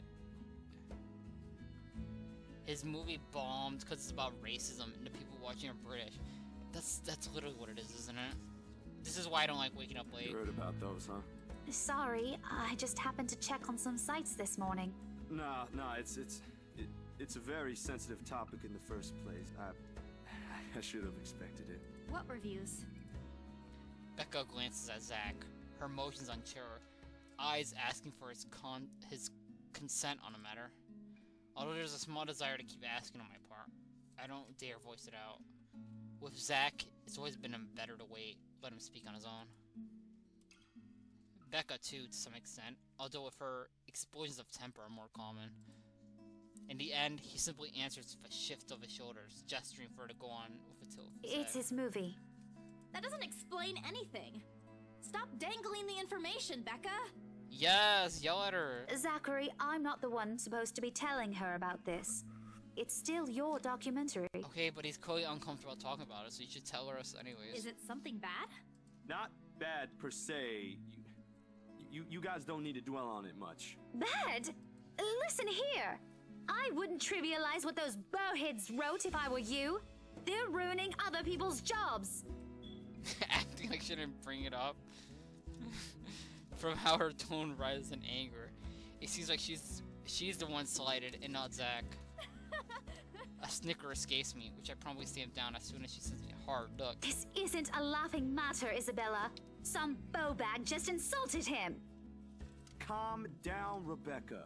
Those are just reviews, and it happens a lot.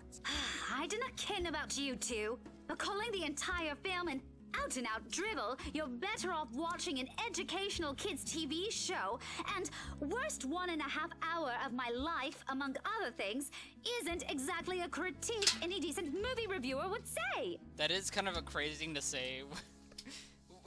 Zach's racism film? Yeah, how much you want to bet those British men were racist as fuck when they made those reviews? Yeah, they're all racist, that's what I'm saying. If you could call that a critique, did we even watch the same film? Well, maybe I ain't cut out for it. Better stick with my photography or something. If nothing else, this helped me open my eyes to what I can and can't Oh my god, do. Zach, please stop. You're gonna make me sad. Keep living your dream, my boy. You're giving up. It wasn't a question. It was just something experimental I did on my free time anyway. It's no big deal. But you worked on it for months. Doesn't look like it matters for those people. Don't say that! Oh! My palm strikes the table, sending the table on top clinging against each other. I didn't even notice when I rose from my seat.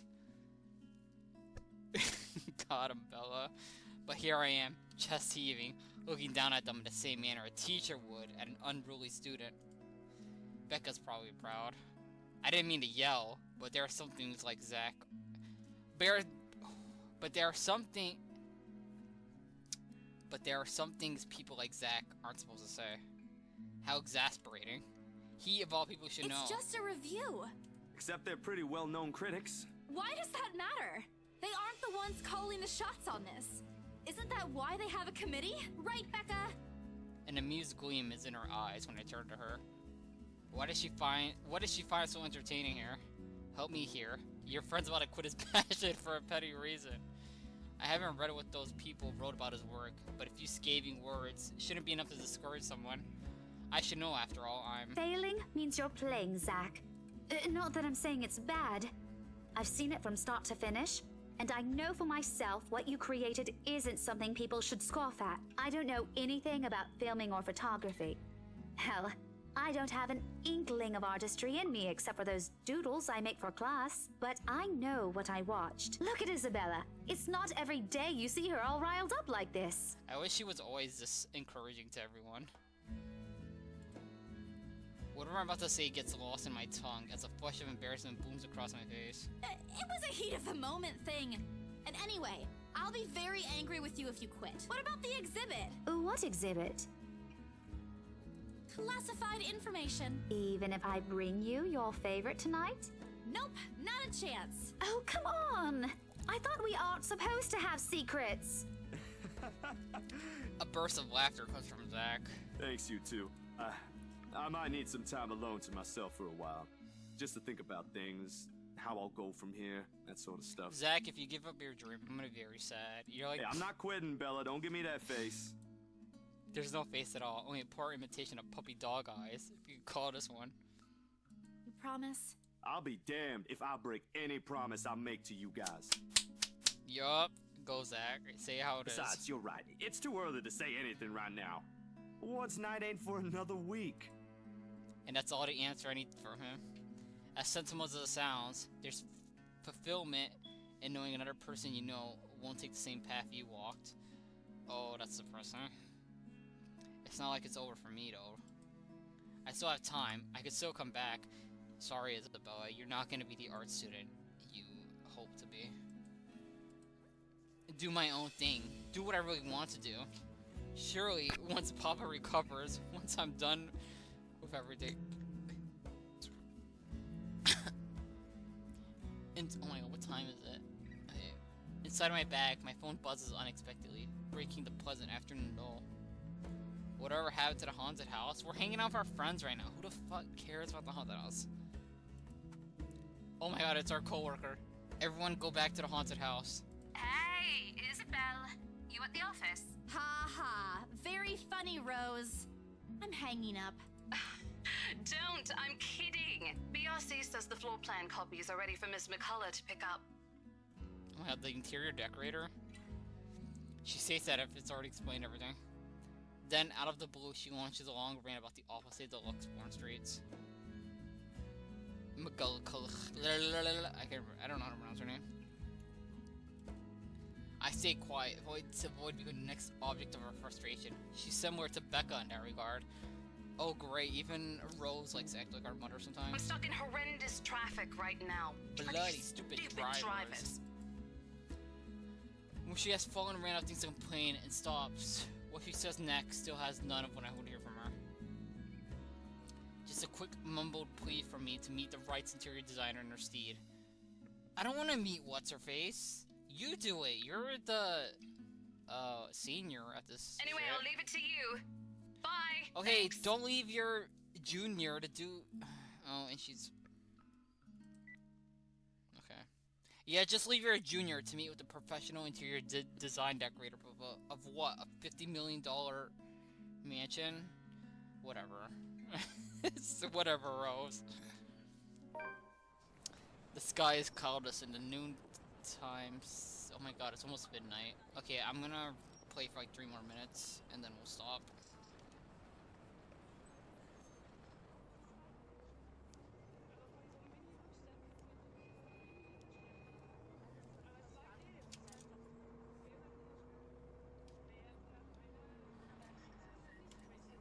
It's far from unbearable, but it's enough to put most people in a fickle mood or make them vulnerable from catching something. No wonder we have staff going AWOL lately. Not to mention my boss's I cannot pronounce that. I can't believe I'm saying this, but I want our usual quality weather back. For all gripes about the unpredictable weather though, the streets of Luxborn remain constantly busy. The hurried tapping of shoes against the pavement and inane chatter coming from the lunchtime crowd fill the humid afternoon air. Starbucks.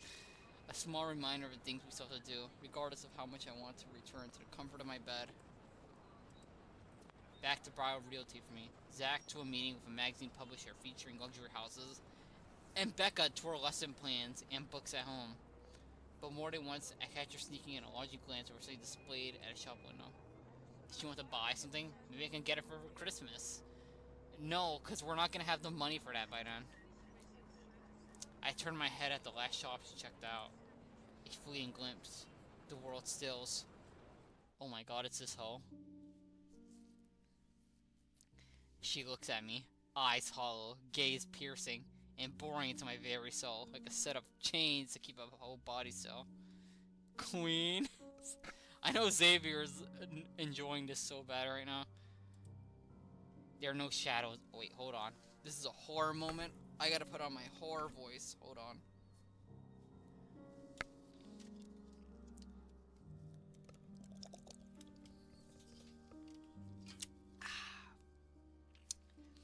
There are no shadows or whispers this time. Only a plea. A hum. Low and indistinct. Compelling me, beckoning me, intent on dragging me to the void beyond the glass. I don't dare move. My heart hammers against my ribs. Each beat, every thump, screaming at me to look away and make a run for it. But I can't. I couldn't. All of my limbs feel heavy, while my own breathing strains in the face of her calls. Leave me alone. Her mouth is stretched in a grin, wide and unpleasant. The panic building up in my chest forces me to take a tentative step back. I try not to stare at the decaying flesh, the blood steaming from the gaping wounds on her arm and her nailless fingers. I don't want this. Not like this.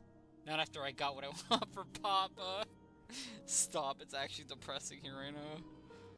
No, stop. Leave me alone. Oh my god, she's mad as fuck. Her face contorts and she lets out a wail, sharp and utterly unforgiving. Rage. There's only hatred and bitterness, as if the very notion of turning away from her is an offense in itself. Please! I don't want this! Before I know it, I'm stumbling backwards, my own throat hoarse from the screams I didn't even notice already coming from my mouth. The back of my feet catches on a loose stone, setting me sprawling on the ground. The resulting pain completely jolts me out of my haze. For a little while, my surrounding appears unfamiliar until Becca's face swims into my vision. A look of concern is in our face, and her hands are gripping my arms tight. Even Zach appears beside himself with worry while he stands behind her, acting as a shield against a small crowd of onlookers. Oh no, everyone thinks I'm crazy. What happened? Bella, you okay? My mouth opens and closes, but nothing comes out. Only words that refuse to form. On impulse, I sneak a swift glance at the display window. She's gone. Yet the foreboding feeling hasn't left me. My hands are shaking as I push myself off the ground, my weakened limbs relying slowly on the reflex of muscle memory. Something icy has made its home in the pit of my stomach. I want to throw up, anything to get the wretched sensation out. You are screaming! Zach, call someone! Oh my god, don't call the ambulance on me, it's not that serious. No, don't! I'm good. I need to get to the office. Rose, the floor plans. Someone's going to pick it up. I'll see you later. Careful! Don't stand up yet. Stay put, Isabella. Zach, you watch over her for... I'll call for... Okay, someone. No, don't call the ambulance, it's not that serious. I attempt a smile to put her at ease, but it's likely to come off as a grimace. Gently, I push her hands off my shoulders. My knees are still trembling, but I can't stand. Leave me. Stay away. Away. The humidity's stifling. Everyone's stares are unnerving, and Becca and Zach's concerns are suffocating. I don't want to be here. No more. I break into a run. I wish I hadn't left my bed this morning. Here with the only occasional drips of water on the sink. What time is it? I'll read out for a little longer. Here with the only occasional drips of water on the sink and the whirring of the fan blades to keep me company. It's easy to fall into a cycle of negative thinking. But even with the clutter to keep me company, the room still keeps a whole lot bigger than usual. I hug my knees closer as a group passes by outside. We're that group, by the way. We're just passing like, hey, and then we head to Cumberland's. Loud. So loud. If only there was a way to tune everything out, to keep my head from replaying every image, every sound of her. Her screams, her awkward gait as she reaches for me, her bone-chilling smile, her pleas for her penis. Enough. That's enough. A shiver passes over me, though it's not from the hair still hanging damp against my back. Not the draft that enters the room from the windows I've left wide open. Oh my, she still has this letter? After everything, she still hasn't thrown it out? Funny how an ordinary... Funny how an ordinary piece of paper can bring this much trouble. Maybe Isabella wants this drama. Maybe she's secretly into this. The impulse throw it away or rip it to pieces is still there. I can easily do it, but after that, what? Will she leave me? What about those people who have already seen it? Will they be okay? This uncertainty gnaws at me. Knowing that she's real, it might also go after people I care about. I just wish someone would listen. Believe me. The abrupt break in my silent theory makes me jump out of my skin. Blindly, I fish out of my phone from under the mess of papers and cushions where I've thrown it. Oh my god, Zach! Zach's name flashly brightly opens on the screen. Is he calling because it's this afternoon? Frankly, it's the last thing I want to discuss, but I did leave the two of them there without saying anything. Knowing Zach, I bet he's worried. Hey, Zach. Oh, good. I thought for sure you're not gonna pick up. Sorry, it took me a while to find my phone. No worries. You game tomorrow? I pause. I don't recall making plans with Zach for the weekend. Did I forget something? Remember that guy I told you about? Back in the movies? The, priest? For the blessing? Does it ring a bell? Oh, right.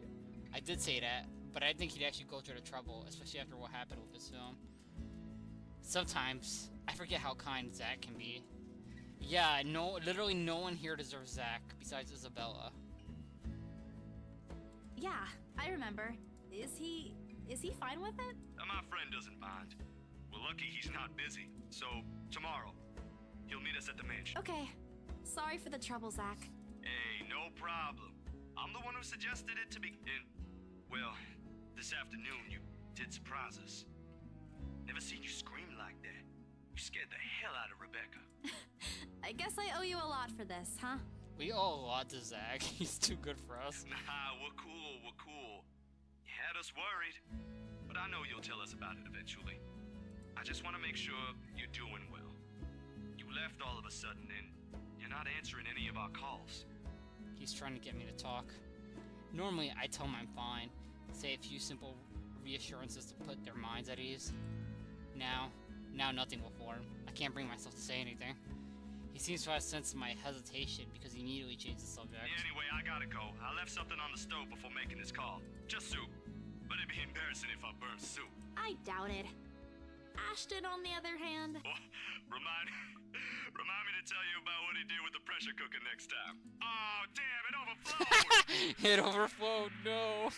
Zach, you better go get it. Really need to get going. Bye, Bella. He hangs up before I can thank him. So stupid. The busy tone, though muffled, echoes through the receiver. No one is saying this will work, even I am doubtful it will. But right now, I'll take anything. Anything to get out of this nightmare.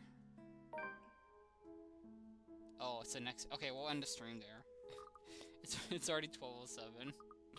Well, that was fun. Man, I gotta... Oh Okay, Xavier, remind me to finish whatever the fuck that game is called, but in October. I'll buy you a game if I don't finish it by then. Okay, how about that? Yeah, Boom and Flop, whatever the fuck that's called.